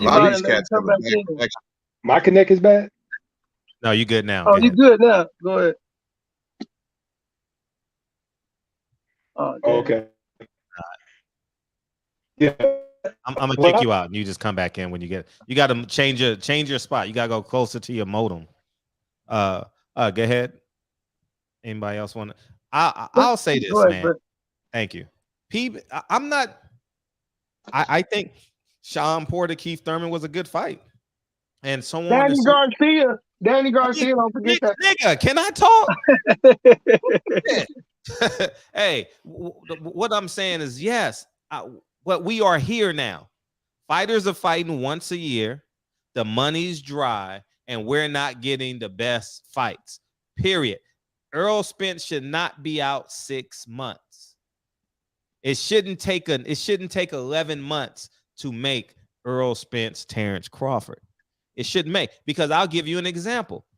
When PBC wanted Tyson Fury versus Deontay Wilder, they built that fight up for a whole year. Tyson Fury had 2 fights in the UK, then came over here and fought Deontay Wilder in December. They could have did the same thing to Terrence Crawford. They didn't do it. They could have put Terrence Crawford versus Andre Berto, Errol Spence versus Ugas, and they roll right into November, December, whatever the dates were. So at the end of the day, what we are asking for, PBC has done already.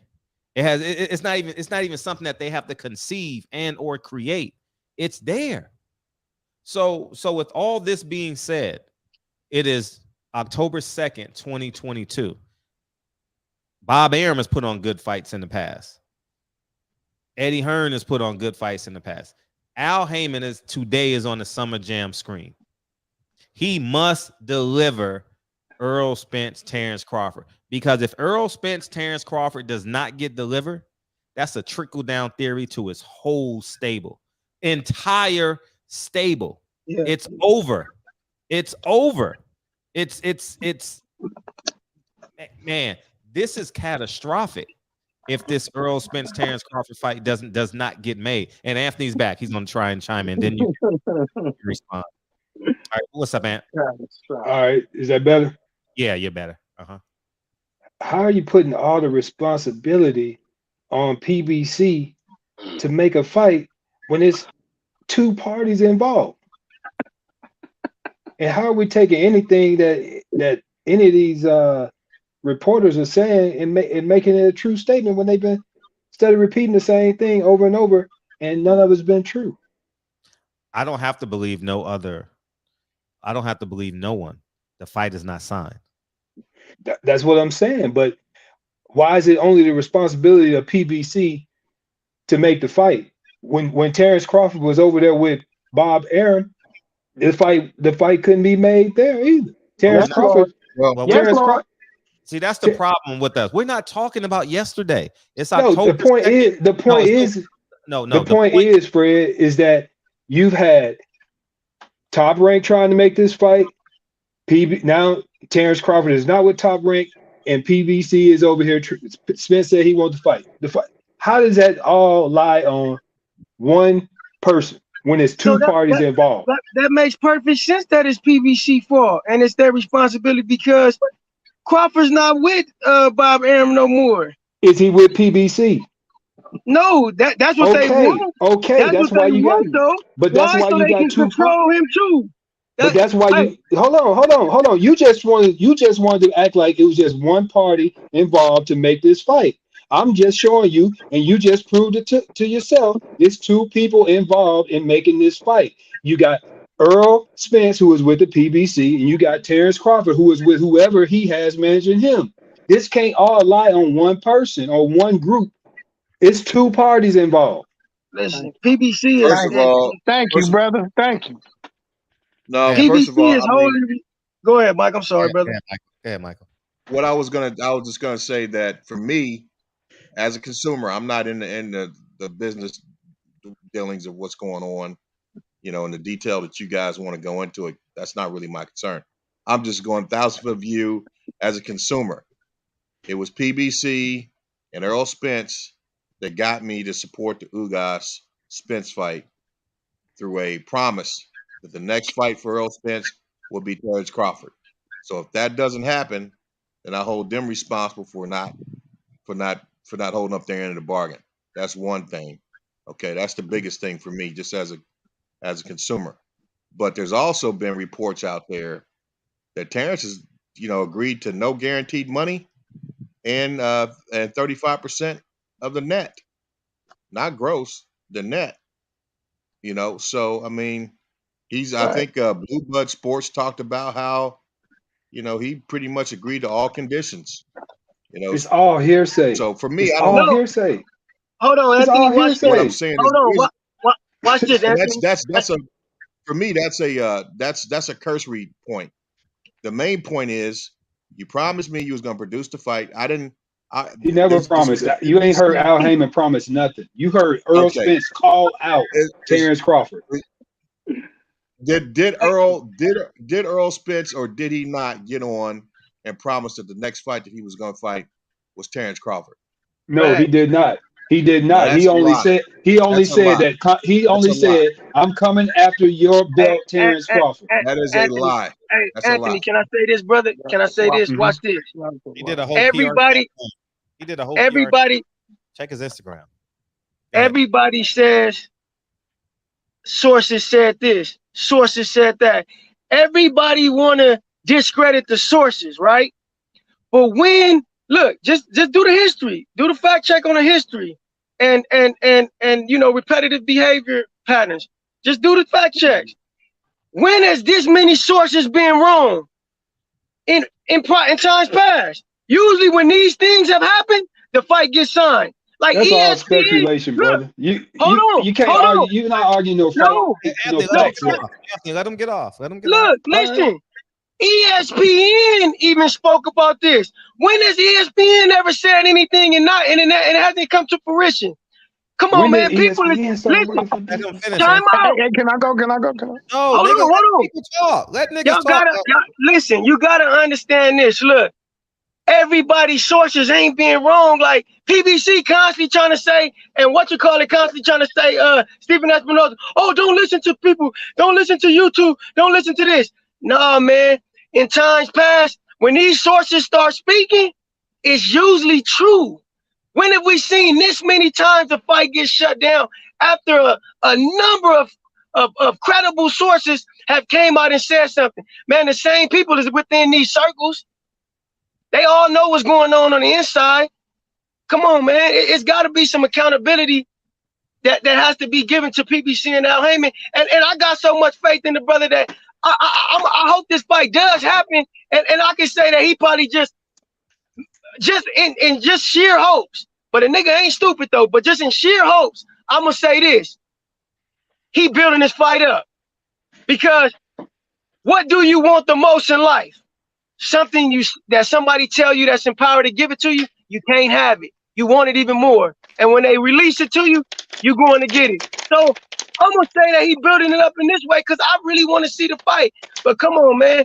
It shouldn't be working like this though. It's crazy, especially when people trying to put Crawford down and put Spence. Like it's making them two dudes look bad. Like they ducking a man. I'm pro fighter first, man. Let these dudes make this money, man, so they can retire and walk off into the sunset, man, and live their lives, man.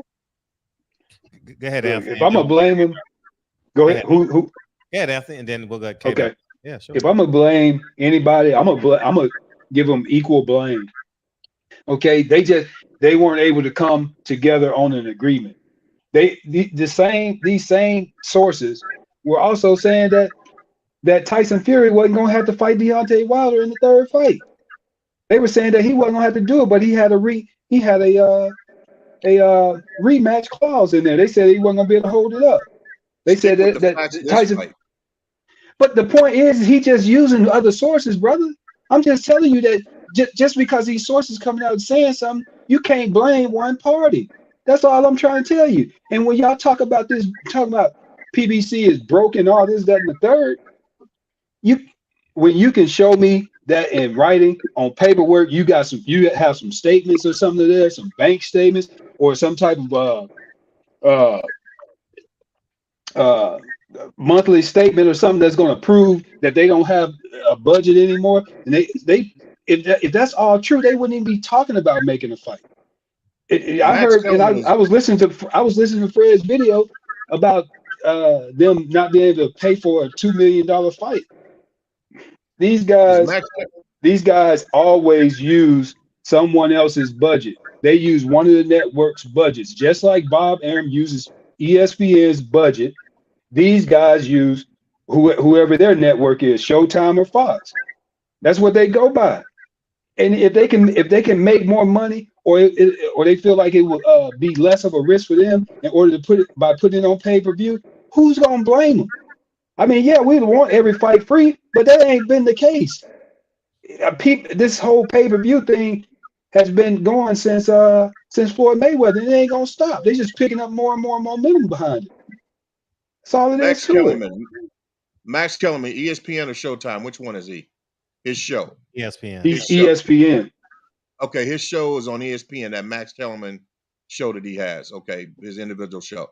Okay, so ESPN via Max Kellerman talked about the 35-65 split. Look at his latest show. Talked about the 35-65 split. I saw it. I saw that, but he's not with PBC. So here's the deal. So what I'm trying to say is that 35-65 split with Terrence taking no guaranteed money. That's the net too.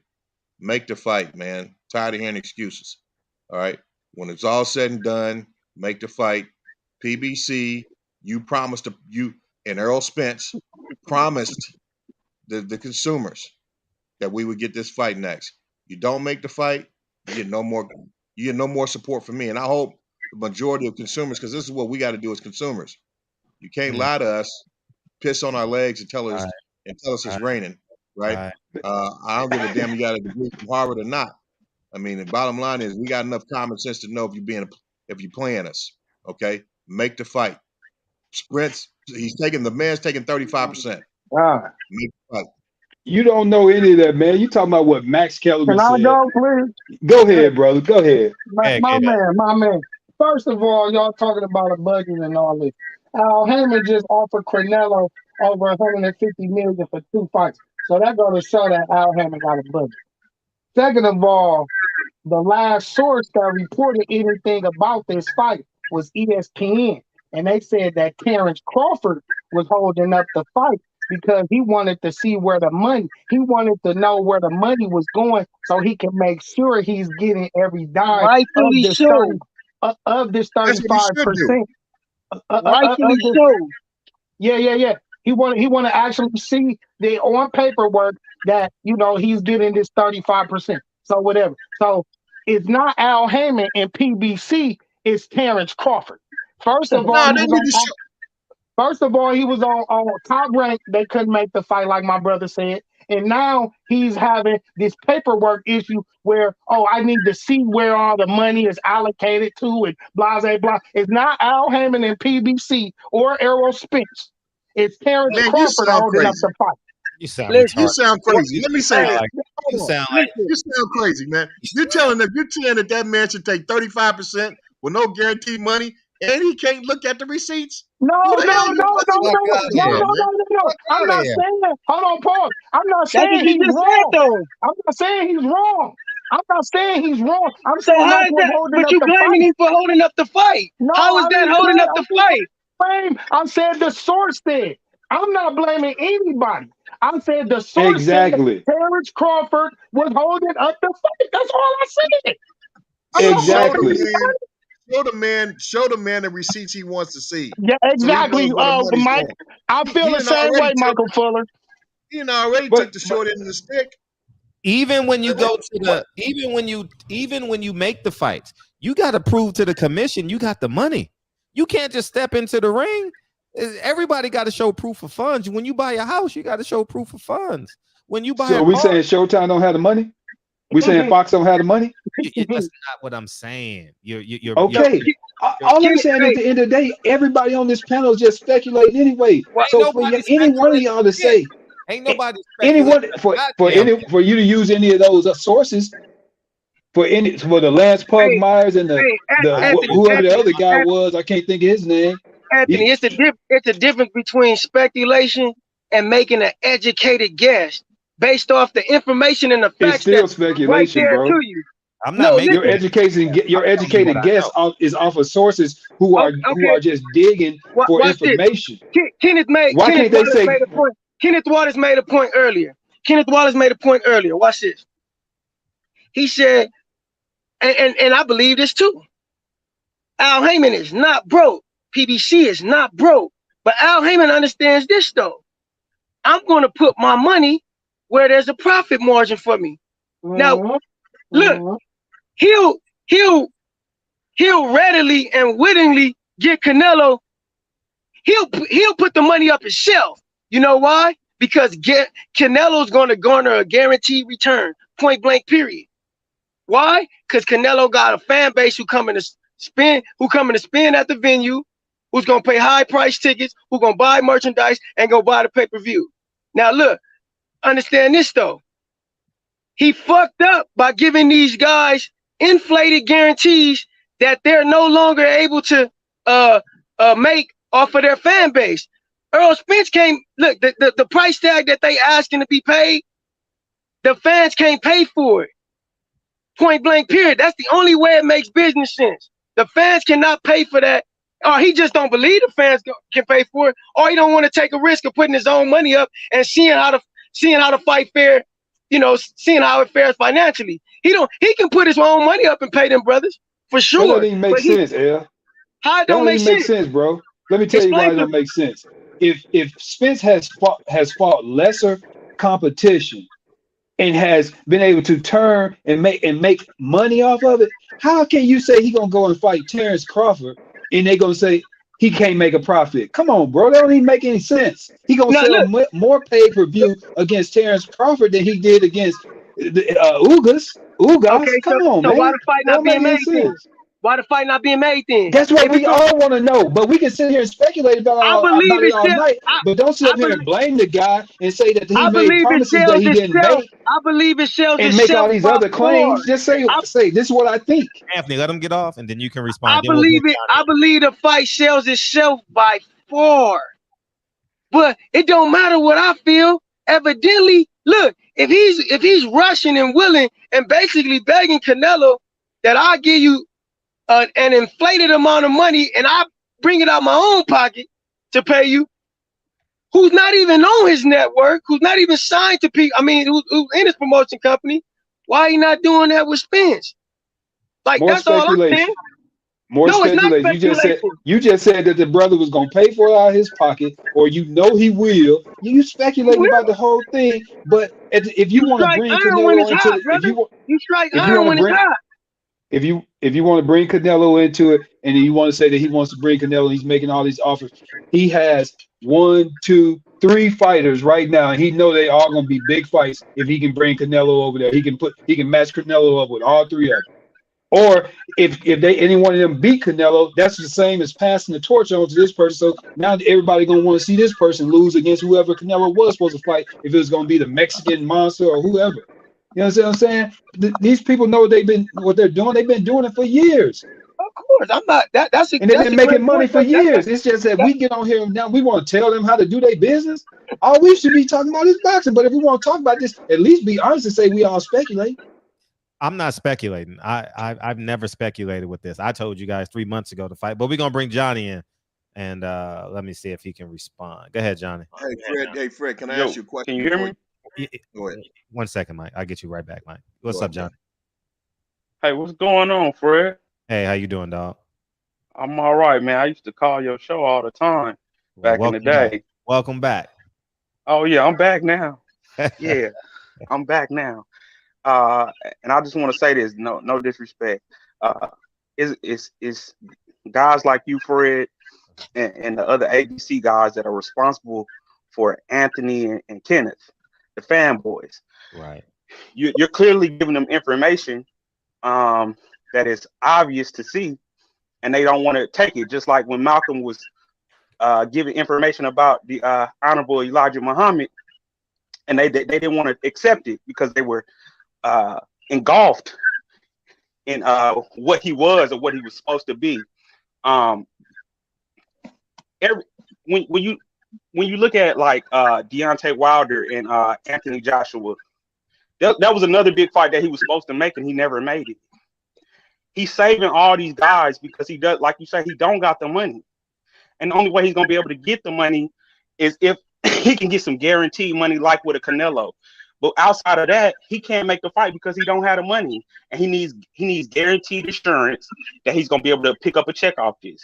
And I don't understand why he don't think that Terrence Crawford and Errol Spence is gonna be a guaranteed check, because it's the biggest fight in boxing. Man, but I don't really. How do you know that? How do you know that? Wait 1 second. What do you mean? How do I know that? What do you mean? How do I know You came on here. You made these claims. How do you know it? You called me a fanboy.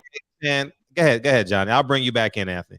Let people get off. I let everybody talk. You're gonna get your turn. Go ahead, Johnny. Yeah, my bad. Appreciate that, Fred. You're doing good now, brother. I like this. All right. Get off. I don't get off. Go ahead. Hey, man. So you just even we talk about Plant, Joshua, Benavidez. They all could fight each other. Those are good fights supposedly, but they don't get made. Why is that? Why do you have three top level boxers that don't fight each other? Because they're all waiting for Canelo. He don't got the money, and it's all good. He should just say that and stop trying to drag this shit out for a whole year. This has been the biggest fight for the last 3 or 4 years. We've all wanted to see this for 3 or 4 years. It doesn't make any sense for it to take this long. And if Kenneth, if he's holding up the fight based off receipts, what type of shit is that? Who holds up a fight for a man that's taking 35% and all he wants to see is receipts? Hey, that doesn't make any sense. I'm done, brother. 100%. All right, we'll bring Anthony. So, go ahead, Michael. Then we'll bring Anthony to respond. Yeah. Okay. So here's the deal. It sounds like I came on to talk about boxing, and I did, but that's not the primary reason I came on. So, do you have can you give me a couple minutes at the end? Yeah, sure. Because I want. Okay, thanks. Yeah, sure, absolutely. Go ahead, Anthony. Go ahead and respond, Anthony. All you, dog. Okay. All right, Johnny. Number one, I'm not a fanboy. I'm just listening to the conversation. I don't care. I just want to see the fights. Period. I don't know Al Haymon. I don't know Bob Arum. I have no relationship with those guys to be any fan of whatever that little funny statement is. But the fact is that you don't have anything to back up any of your statements. All you doing is talking. And that's it. That's what we all are doing.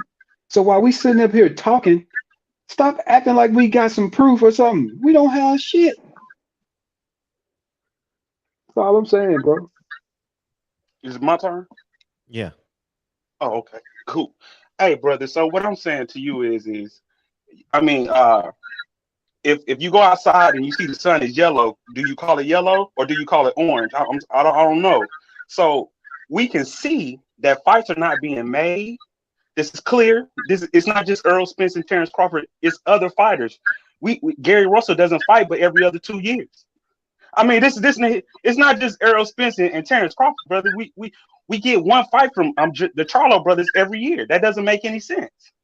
So why do we not get other fights? Like Fred was saying earlier, where are the other fights? Where are the other players in the game that he has over there in the PBC to fight? Why is it just Errol Spence and Terrence Crawford, the big holdup? Can you tell me that? Because that's the biggest fight in I boxing. can't tell you that. If you're talking to me, I can't tell you that any more than you can tell. You can prove to me your first statements. You can't prove any of that. I can only speculate just like you can speculate. I mean, I like to see you fights too. But do you believe in I Jesus? can't tell you why they didn't happen.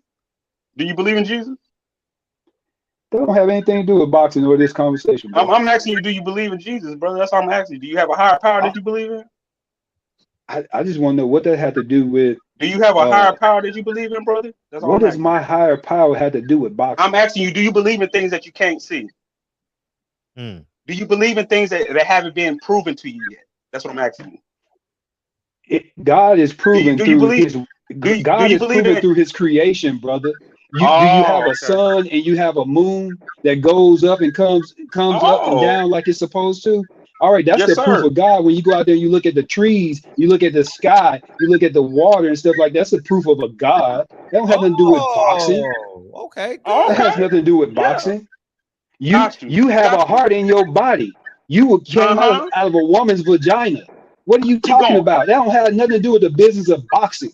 We want to keep it right here with the business of boxing. That's what you don't know. That's the question you have is why didn't this fight take place? You don't know. So Anthony, you got faith then, right, brother? You got faith, right? Come on, man. I don't even know what your line of question you got to do. It ain't about boxing. So what I'm asking you is because if you're a Bible believer, then faith is the substance of things hoped for and the evidence of things not seen.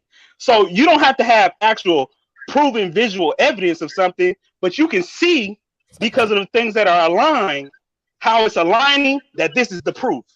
So the reason why you believe in God is because you see the sun, the moon, the stars, the water. And the reason why we can believe Al Haymon doesn't have the money is because Benavidez ain't fighting, Plant ain't fighting, Charlo ain't fighting, Fulton ain't fighting. Plant is about to fight. Plant is about to fight. Tank gotta fight. Tank gotta fight the same guys over and over again, brother. This is easy to see. He doesn't have the money, so he can't make the fight. And it's just it is what it is. Okay, I'm gonna say this. I'm gonna say this, man. To be as fair, you smooth with it. I'd say that much. That's about it, though. No, he made a great point, though. Yeah, he ain't making any point, man. That wasn't no point. I mean, hold on. I'm gonna say this. You're gonna line up the moon and the stars and everything, and they're gonna try to make that correlate with because this fight didn't happen, this fight. But when they do fight, then I guess all of a sudden he just got a reinsertion of money. It had nothing to do money with just that. got injected into PVC. Well, I mean, come on, man. Y'all ain't making any sense. I'm gonna be fair. I'm gonna be fair and unbiased as possible. I'm not anti-Al at all. I don't want the brother to fail. I don't want him to fall off the face of the earth. But watch this though. The way in which the brother has been moving for the course of years that we've known him since he came on the scene of boxing, it shows that it's an evident reality that he has a fatal flaw that he doesn't want exposed. Now, we can only make assumptions based on other correlating examples. There's something going on with this man that it doesn't match up, man. It's not lining up. Now, based on a lot of things that we've seen and heard, a lot of theories from plenty of people, it makes sense, man, that something just not adding up. Like, can't this many people be wrong about everything that's being said and that has been in common? Like, it can't be that many people wrong, man. It's something going on that's terribly wrong at PBC, point blank, period. And if I was to blame a chaotic household, if I was to put the blame on someone that heads a chaotic household, who am I gonna put the blame on? I gotta put it on the father. He's the head of the household. Who's the head of PBC? Al Haymon. Why? Because he was getting all this praise. So isn't he due to have all the criticism because he had the praise? So he's due for the criticism. Ain't nobody above reproach. Okay, let's take your argument, L. They Apple or any other company. Apple just went on a hiring freeze, and then they went on it before some of these other bigger companies went on a hiring freeze. Businesses have to restructure sometimes. That don't mean that they can't make a fight. And PBC is totally different. PBC is an entity. Then you got all these boxers that are entities of themselves that come and sign up to let PBC to be able to perform on PBC's platform, and they're under a platform which falls under either Fox or Showtime. Fox or Showtime are the one always putting up the money for the fights anyway. Al is just the one with the talent. The talent, they are their own companies also. You understand? What y'all talking about is fine. I'm just saying, take out all the blame and the promise and all that stuff and trying to make it like it's got to be this, or I know it's this for sure. And talking like you 100% positive. You are not. I'm the only thing that I'm saying, I'm not getting into the character of Al Haymon.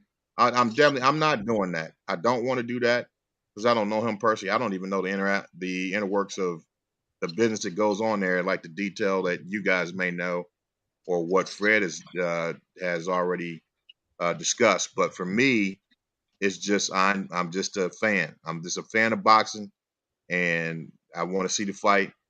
And I was done supporting Spence versus whoever else. I was done with the Ugas fight, but they promised me that they would put on the Terrence Crawford fight next. So I paid for that Ugas Spence fight. I paid for that. So I'm looking for next. So if Terrence is not next, then PBC gets no more of my cake, no more cash. That's it. And they're gonna lose a lot of business like that. And if Terrence is not next, then Errol Spence gets no more of my money.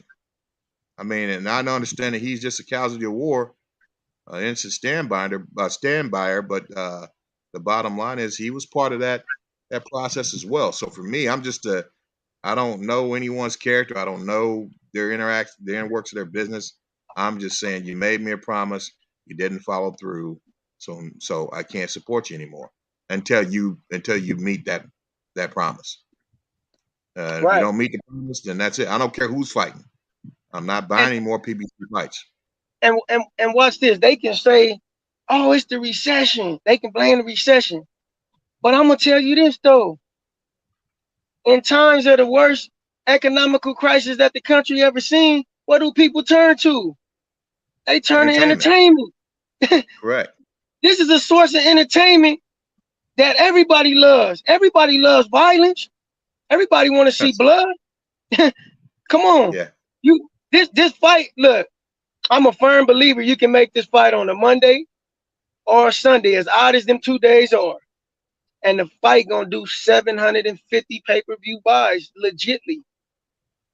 I don't give a fuck what network you put it on, how you split the pie. It's gonna do 700. The fight gonna sell itself. Remember this. Yeah, there's enough. Remember this. How did the whole thing start with Sean Porter and Terrence Crawford's fight? Al was on, not Al, but Bob was on this show. What did he tell you, Fred? He said he don't think Sean Porter is worth more than $1 million.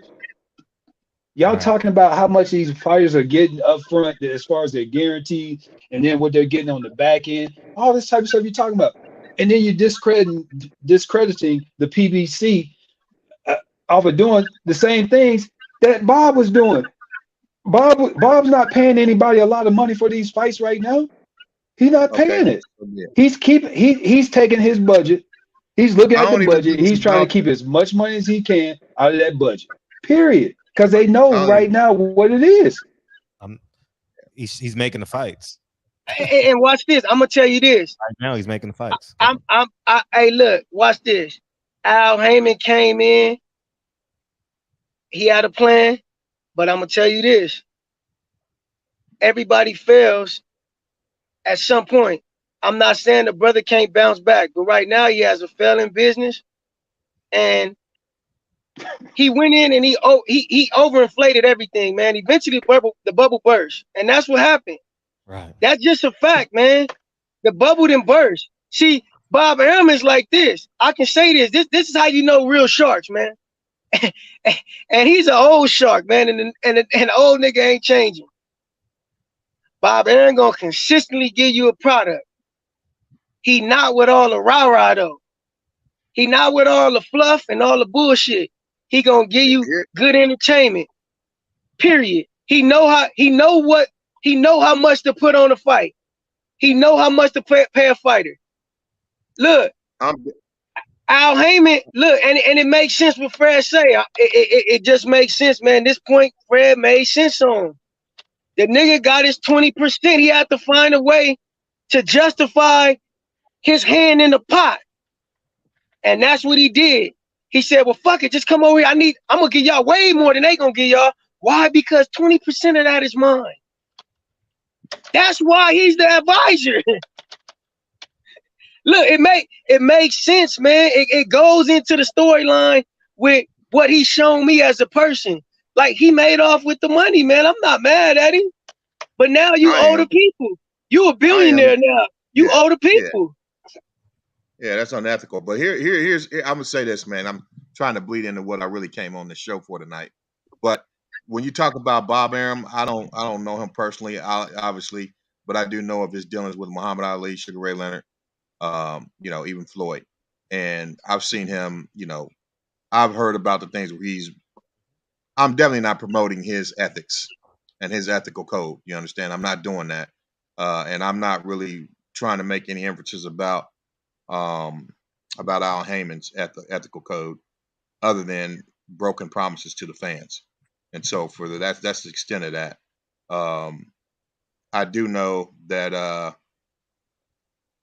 for me, if he takes on and he's done what L says he's done, then he does have the mindset, imperialistic mindset, and the only problem is he doesn't have the demographic necessary to get away with it. You understand?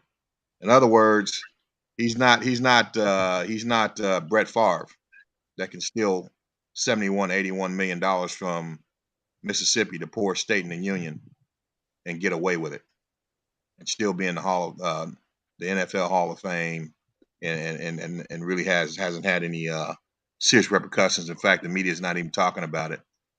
He's more the guy that's the coach of the Boston Celtics that cheated on Nia Long, and now he's suspended for a year and dragging him through the mud like he's the second coming of Adolf Hitler.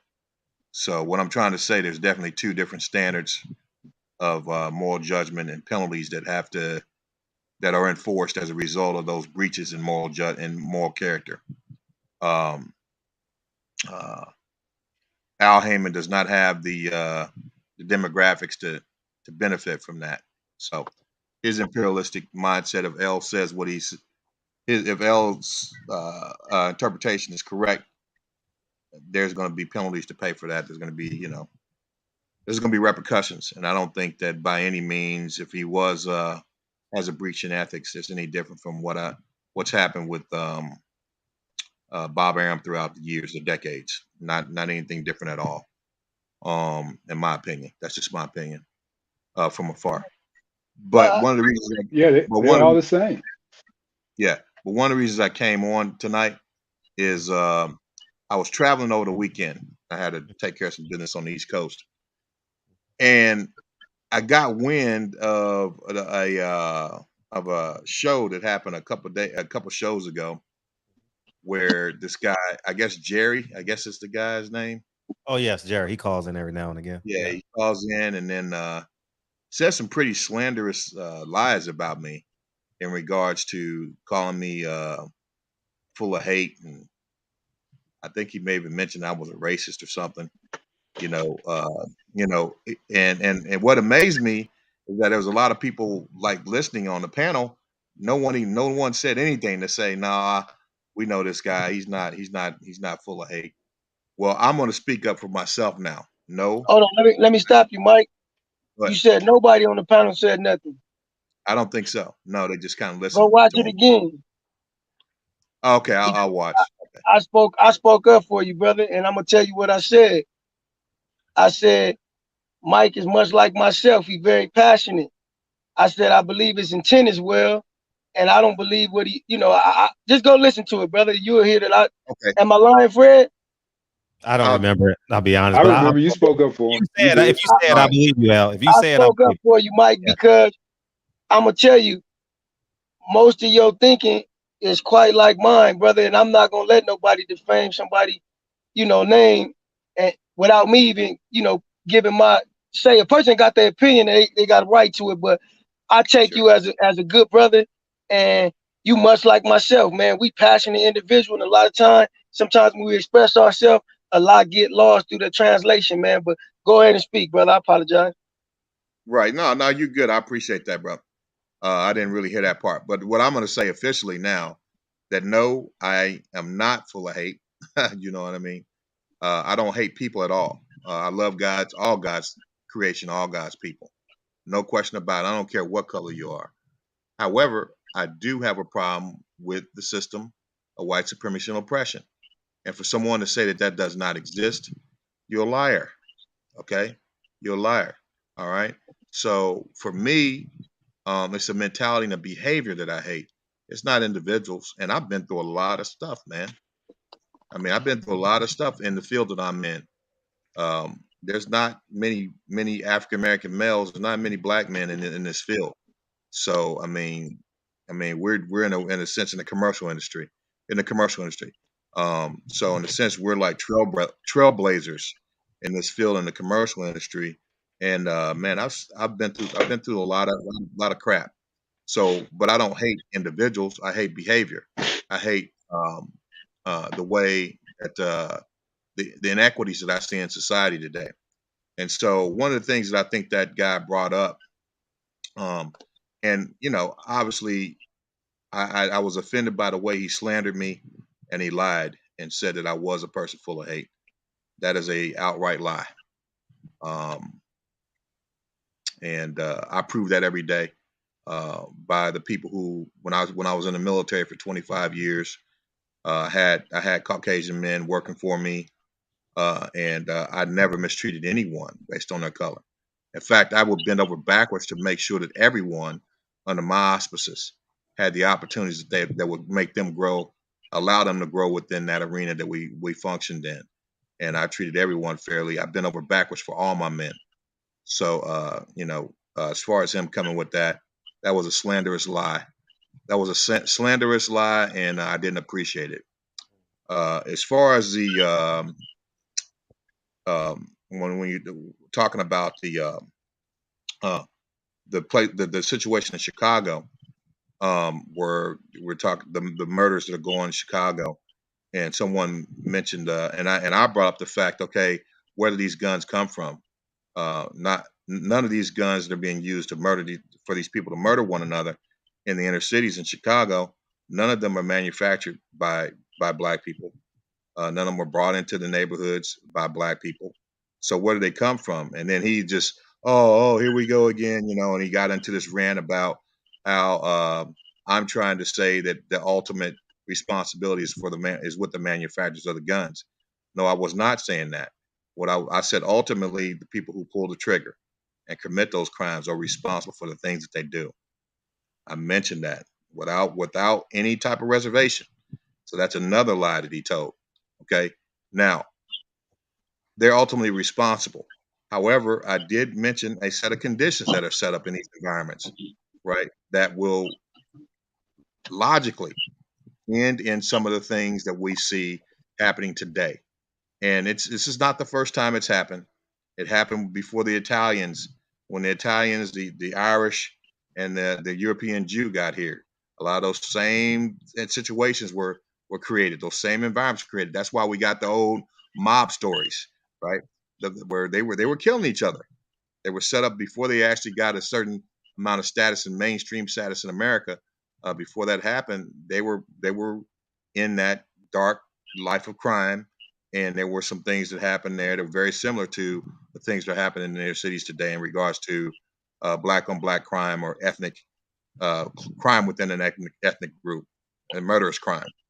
And so, Fred, can you see this private chat? Can you see this private chat this link that I put in private chat? Yeah. Can you see that? Mm-hmm. This is a father, a religious leader, father that is out of Chicago, Right. and he speaks about a lot of things that I actually mentioned, and I was wondering if you could, yeah, Father Flager, if you could play that 105 from 105, play that for a couple minutes, because a lot of times people have a hard time taking what I say, and they think that it's racially motivated and it's not just based on truth. And wait, there are millions But of this ways is to a express your space. but this is Your way. this is a European guy, a white guy that's talking about the same thing. And after you do that, Fred, I want to make one point because it kind of ties into what Mike I'm said. playing it now. I'm playing it now. Playing it now. How do we truly do it? Can we save this community with this, with everything that we just talked about of what America represents, and then all the pointing of the fingers, but they don't understand that institutionalized racism is what caused the reason what's going on in Chicago. And do they even really care? You know, we did a movie together with Spike Lee of that showed that they don't really, the corporate infrastructures and capitalism don't really care about what they can't wait till they can gentrify these areas. Exactly. They don't. And you know, it's so makes me so angry and outraged because we want to talk about all the killing of the New Numbers New Weekend, and it's horrific and it's terrible and you're fighting that fight on the front line, right? And they bring in the National Guard and all this stuff, and people wonder why I keep fighting against bringing the National Guard or Trump sending in troops and all that, because that's the Band-Aid, and I'm tired of Band-Aids. You know, we never have the courage. America can solve this. It can solve the violence. It doesn't have the will to solve. It doesn't care because we want to get to the root, just like going back to the cancer of racism. The roots of it is that you look at the 16, 17 communities in Chicago where the most violence takes place.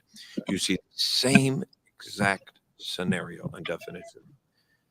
Double-digit unemployment, lack of economic development, lack of housing, lack of opportunity, lack of investment, most coming back from incarceration with nothing and no chances, underfunded. All right, go ahead, Mike.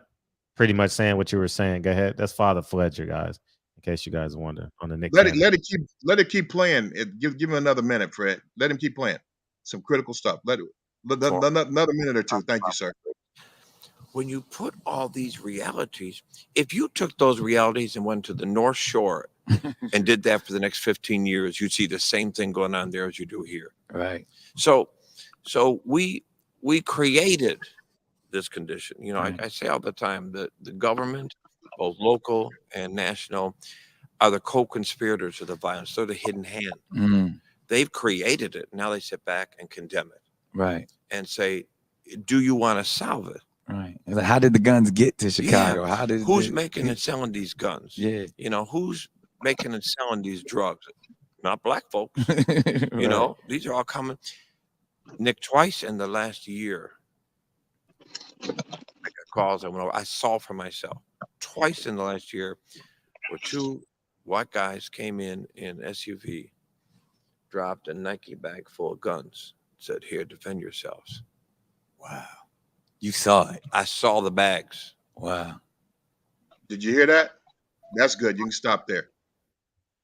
Did you hear that? That's not me saying that. So you can't run back and say, "Oh, he's a racist," right? Because I look and I ask the questions why. Because I'm not willing to accept the narrative that's put out by people who want to deny the history of this country and the doings of what's going on now. And not every person is like that. But there are contingencies that there are contingent groups within our environment that produce these type of realities, that help to produce these type of realities. Is the onus still ultimately with the people who pull the trigger? Of course. But again, I didn't say it because a lot of times it's hard for us to respect things that come from people of my demographic. I understand that. Right. Intelligence with my demographic and my skin hue is very oxymoronic to a lot of folks. Right. You know, it Let me doesn't make a fit. reply, Mike. No, I'll let Okay. I'll let him get his closing remarks, and then we'll go around. Yeah. So go what ahead. thank you. Thanks, L. I'm almost done. Sorry about that, boy. So at the end of the day, you know, it's not coming from me in this case. This is a European gentleman. He's a priest in the area in Chicago. Been there for decades. Okay, and so he just told you the situation, the scenarios that are set up. So it's not on me. I'm not a racist for saying this. These are the facts, right? And so when it's all say, I already know. I mean, I know who I am, but I don't like when people who are okay with the narrative that the reason why these things are happening in inner cities is because Black people are inherently violent, inherently ignorant, inherently shiftless and lazy, inherently immoral, and not look at the extenuating circumstances and understand that these environments have been set up over decades. And also to understand that there's always universal law, always you see the effect, but in order to really gain knowledge about that effect, and you have to ask the question of why. You have to seek out the cause of the effect that you see. And that's asking the question of why. That's true intelligence, and not just, oh, these niggas is just violent, or they're just ignorant, or oh, they're just inherent. You know, okay, that is the very simplified narrative that society wants to run with, but that's not correct. There's always things that we have to ask that are deeper questions, and that's around why.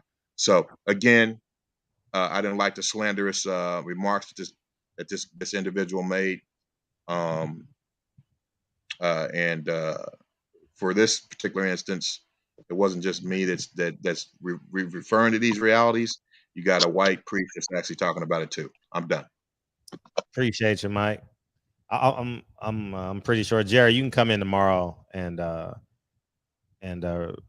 respond, and y'all can debate that. Go ahead, Al. Then we'll go to Anthony. See, that's why I wanted to make this point, because I wanted Mike to stay around. Hey, Mike, if you're still in the chat, man, I hope you're listening. If you come in right now, I want to have assurance that you're hearing this. And what everything Mike is listening. Go ahead. Okay, everything Mike is saying is true. It's 100% facts. But I give only 10% credence to that. And I'm gonna tell you why. Y'all can debate this tomorrow, so don't come back in you and Jerry, call in tomorrow, and L, y'all can debate all this. Let me make this point, because I've been wanting to say this for months on previous shows, but I always get skipped, whatever the case. But watch this. Oh yeah. I'm gonna make this analogy as it pertains to sports, right? Team sports. When we as a team are getting ready for the off season, right? I mean, getting ready for the season to start, and we in training camp, we are all affected by our family life. We are all affected by outside external factors. We are all if you're in hell camp for a football team, we are all affected by the heat. Now, if one person decides to slack off, he's held accountable. And he has to be up to par. We gotta bring this motherfucker up to par. And this is another thing. A coach gonna tell you like this: hey man, they dealing with the heat too. What makes you think you can't deal with the heat? If you don't want to deal with the heat and get in shape and get yourself up to par, then you ain't gonna be able to make it on this football team. Now I say this because I make this point with my mother. Because really, to be honest with you, it's really an excuse for our failures. That's the bigger point that's being made. Because I'm gonna tell you like this: can't no nigga say that grew up in the same environment that I grew up in can say that, oh man, you different. It's different with you. Nigga, I grew up in the same hood you grew up, nigga. I wasn't exempt from the things you was exposed to, that you experienced. Nigga, I experienced everything a gangbanger experienced, nigga. I've been shot at 5 times, nigga. I've been set up and skint once, nigga. My brother been shot 10 times, nigga. My house been shot up a multitude of times. But I never in my motherfucking life, one time, had an inclination to have a hate for another black man for a stupid ass reason, as the reasons we was given to do so. Not once. Same thing when people say, "Oh, mental health." I'm not saying mental health don't exist, but watch this. Whatever caused that nigga to be mentally ill, nigga, I went through the same shit, nigga. Who haven't thought about killing themselves? Nigga, this is an unnatural life we live in. You gotta be strong. That weak shit is giving, it's giving life. Our society breeds weak motherfuckers, man. I'm gonna be honest with you, man, and that shit affect us the most. Me and my mother argue about this all the time. I tell her, I say, look, mama, you had 8 kids. You know why some of us are different than the other? Because you purposely held some of us accountable and others not so accountable. You created that environment. Just like the society is creating the environment, and they are dictating who they want to be here and who they want to be there. Nigga, if you eat the poison, you're gonna die. If you take the medicine, you're gonna be cured. Point blank, period. Those are excuses, man. And I'm not discrediting what Mike say because it's true. But understand this, man. We live in a competitive society, man. I've never expected a white person to give me more precedence than they'll get their own. This is a competition, man. We live in a competitive world, man. If we don't arm ourselves with the ability to compete, we will lose every time. These niggas that's out here killing each other, for whatever reason, nigga, because it don't amount to shit, that's on them niggas. Nigga, I done seen more guns than a little bit, nigga. Still ain't make me want to go take one and just go rob a nigga or shoot at a nigga or be from a gang and try to go harm a nigga for nothing. These are weak-minded individuals, man, who have no structure as humans, who have no human structure because of their family, household, whatever the case, they upbringing, the lies and the deception that they instill in their mind. Man, it starts in the home, man. It's upon every fucking father. It's upon every man, every father to do his job when he create a seed, man. And it's more so for us as blacks, man. It ain't no fucking excuse for it. Nigga, listen, I know me, I know you, Fred, I know a whole bunch of brothers. Man, we all from the hood. We all had a choice to make. Everybody, nigga, we was all affected by the sun. We was all affected by the heat, nigga. But I got in shape and made the team and became a starter. Nigga, you wanted to slack off. You wanted to take the easy route. You wanted to do the bullshit. Nigga, I was hotter than you, nigga, because I was working harder. My body was hotter than you, nigga. I had a more intensified headache than you. It's an excuse, black people. Listen to what I'm telling you. It's a conditioned mindset, man. Conditioning works. If I tell you every day you ain't shit and you believe it and you do all the things that make you not shit, you know what you're gonna be? You're gonna be a product of that conditioning. Point blank, period. It's no excuse for us as black people to hate each other. Nigga, it ain't no excuse. Point blank, period, nigga. And I got homies right now that I talk to on a regular, ex-gang members. That was my homies from kids, and we still cool. And I tell them the same thing. Anybody out here perpetuating a lifestyle that's contrary to what's beneficial to us as a whole, nigga, you part of the problem.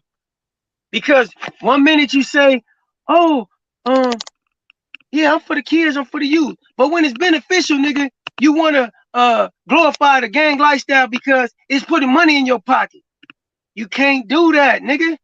Point blank, period. And I'll challenge anybody, nigga. I don't give a fuck. Any nigga from LA, any nigga from Compton, any nigga from any nigga from Harlem, any nigga from Chicago, nigga, it ain't no justification in that, nigga. How the fuck we come from what we come from, nigga, from being enslaved, nigga, being degraded in the worst form as humans, nigga, subhumans, nigga, we was treated worse than animals, nigga. But niggas that do what we doing to each other.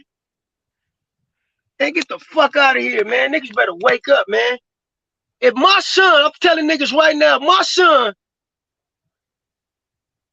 if he defy the teachings that I give him and go out here and be something of disgust, nigga, he got to deal with me. Nigga, if I'm 60 years old, I'm giving him his hands. Nigga, you got to whoop my ass, son.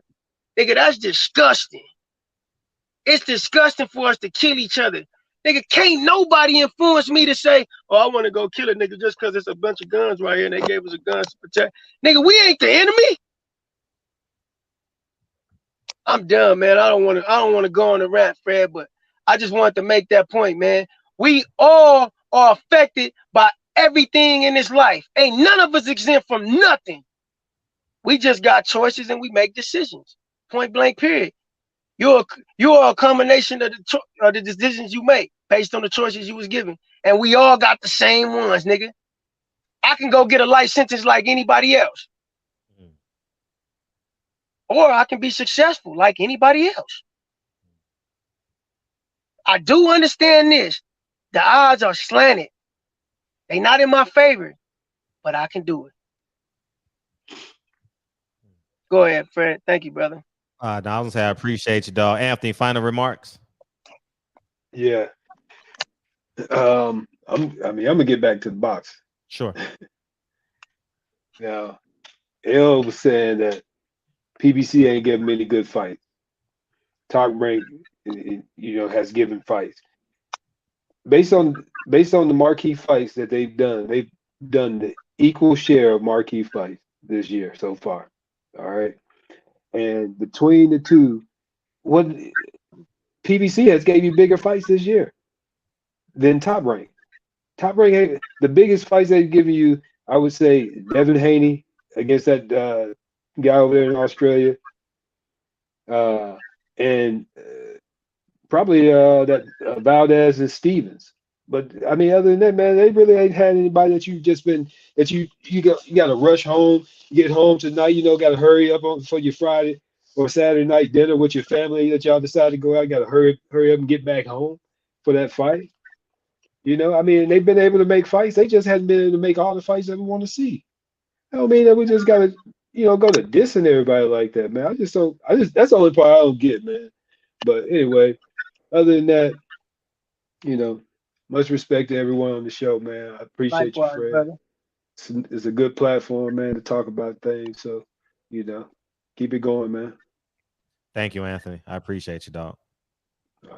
All right. Yeah, man. I'll say this. I get mad at myself when I think about this sometimes. Not mad as in like, man, I want to beat myself up, but I'm like, I would have saw this shit coming a mile away, man, because from day one, I said it about Eddie Hearn and his business model. Come in here with all this money, with no intent, no game plan. And Al Haymon did the same thing. And now I believe we're at a pivotal point where now it's impacting more than just one boxer or two boxers. It's going to take a ripple through the entire boxing community because he can literally destroy the pay-per-view model. Two, he can lessen the value of all these fighters because if he floods the streets with these fighters, Then half of them are going to get signed. Half of them will not get signed. And now you have an unemployed sector of boxing, and it basically undermines the integrity of the sport. Now, I understand people saying, well, what about other people? It's not about them tonight. Because when it was Eddie Hearn's turn, I spent $2,000 to go get Eddie Hearn. When it was Bob Arum's turn, I went and got Bob Arum. So right now, Al Haymon is on the Summer Jam screen. And the reality is he is destroying these fighters' potential. Even if Errol Spence is not fighting Terrence Crawford, Errol Spence should be fighting. Even if Keith Thurman is not fighting Errol Spence Keith Thurman should be fighting, and so on and so forth. And two, he is forcing us as fans to pick up his tab. And you say, Fred, what do you mean by that? Is the fights he is giving us, he guaranteed us that they would be free. He promised us free boxing for all. Now, if you want to talk about integrity, if you want to talk about a man's word, he said, we won't be paying for fights. Keith Thurman said on the DS, we don't believe in pay-per-view. It's the same thing Eddie Hearn did. Same exact thing. And everyone is giving him credence, one, because of color of his skin. I raised my hand. I did the same thing, and now I'm urging y'all, don't make the same mistakes that I made. You understand? Judge him on what he's producing. Judge him on his fruit. And now we are at a pivotal point where literally media and fans can literally force his hand to say, make this fight or we become Michael Fuller. And we're not buying anything. And these pay-per-views are declining. And the fact that Deontay Wilder is going on pay-per-view, it's going to destroy his brand. A percentage of his brand will die October 15th. Not because I didn't support him, but because people will not pay $75 for Robert Helenius. And they're going to see it as disrespect. And they're not going to pay attention to the sport of boxing. Because the people you want to attract are sports fans, not just the people who are just boxing fans. Like everybody in here is going to buy or find a way to watch Deontay Wilder. But Deontay Wilder, $75 versus Robert Helenius, and he's the only one promoting the fight, and people don't know who he's fighting. No one's not paying $75 because of just Deontay Wilder and the numbers that we asked for to make it a great pay-per-view. And it's heartbreaking to see that we've supported Deontay Wilder, Errol Spence, Terrence Crawford. Terrence Crawford had 3 million people watch him on ESPN. Errol Spence had 40,000 people in the arena. Deontay Wilder has built this fan base into now it's like fucking like loyal. It's like a motherfucker. He's like a leader in some capacities. And now to see them get to this point, and the greed and the selfishness of one man has put a cap on their careers. And you can argue and say this, you can argue and say that. The fact is, there's nothing on ESPN or PBC schedule that says Errol Spence versus Terrence Crawford this Saturday night. So whatever side of the fence you on, if you want to blame each of the fighters, feel free. But there's only one man that writes this contract, and his name is Al Haymon. And Al Haymon at the end of the day is responsible. I am responsible. No matter how many mistakes Dre make, I am responsible for it.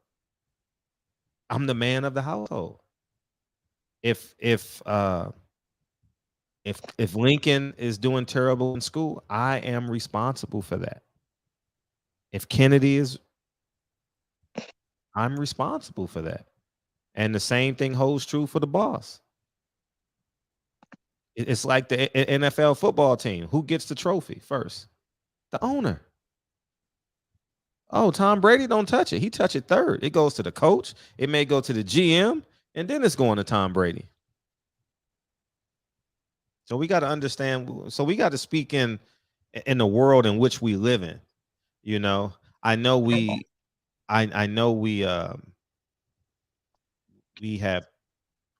choose to have choices, and that's fair. But the reality is, if you're going to blame someone, I think all of boxing should be blaming the people who write these checks, who write up these contracts. And if we do that, I think we can get the fight, because the point is to get this fight. And like I said, if Errol Spence, Terrence Crawford fight don't happen, we in big trouble. We are in big trouble. So come back tomorrow. So Jerry, come back tomorrow, 7:45. I appreciate you. You about to get out of here, go to bed? I'm about to probably drive a couple of more hours, man. I was coming from Denver, man. I was going through a storm in these mountains, man. So I'm glad. yeah, it was crazy, man. It was shitload of rain. I drove about 100 miles of mountain region in a fucking storm, but it's cool now though. I drove past it, got something to eat, wanted to come in on the show. Thank you, dog. So I'm not really that tired. I'm kind of amped right now, so okay. I'm gonna try to get it. Well, rewatch this. Definitely, man. Get you some rest, buddy. I know you're tired, brother. Love you, man. Appreciate see you tomorrow. Love you, dog. See you tomorrow. All right, brother. Later. Yeah, man. I appreciate you guys coming through. Jerry, come in at 7:45 my time. I'll be done with my opening statement, and you can come in, and I'm sure Michael Fuller will come in right after you, and y'all can have at it. I think that'll be a cool conversation. Come in 7:45. So that's 10:45 your time, and you can have the opening statement. Feel free to come in, Mr. Fuller, 7:45 tomorrow, and y'all can hash it out. I'm interested in this conversation. I am. I'm gonna do put y'all on timers. he had 4 more minutes than me. I don't want to hear that. Oh man, I appreciate y'all coming through tonight, man. If we get the fight, everything is cured. Everything is cured. But I told you November 19th wasn't happening. It's impossible. It's impossible. When you don't have the money or the network, it's just simply impossible. You can't make the fight. Yeah. We got the great debate, the race debate tomorrow. Oh yeah. I'm not sure if Michael Fuller is coming through, but Jerry is. Yeah. But I'm pretty sure if he hears Jerry's voice, he's gonna be inspired. It'd be great because there are people who say, fuck race, work. I don't let nothing stop me. I don't give. Find a way. That's why I just want Al Haymon, find a way to make these fights. We gotta have Spence and Crawford, man. I don't care what you guys say. They've done their part. Spence has done his part. We ain't got to have no more conversations about what happened in 2018, 19, 20. We are here now. We are here. The fans deserve it. The fighters deserve it. That's all I say. Love y'all, man. I'll see y'all tomorrow, man. I appreciate y'all coming through. Tell a friend to tell a friend to tell a friend. Appreciate y'all, man. Holla at y'all tomorrow. Jerry, 7:45. Michael Fuller, 7:45, and we'll start the show like that. See you guys tomorrow. Peace, y'all.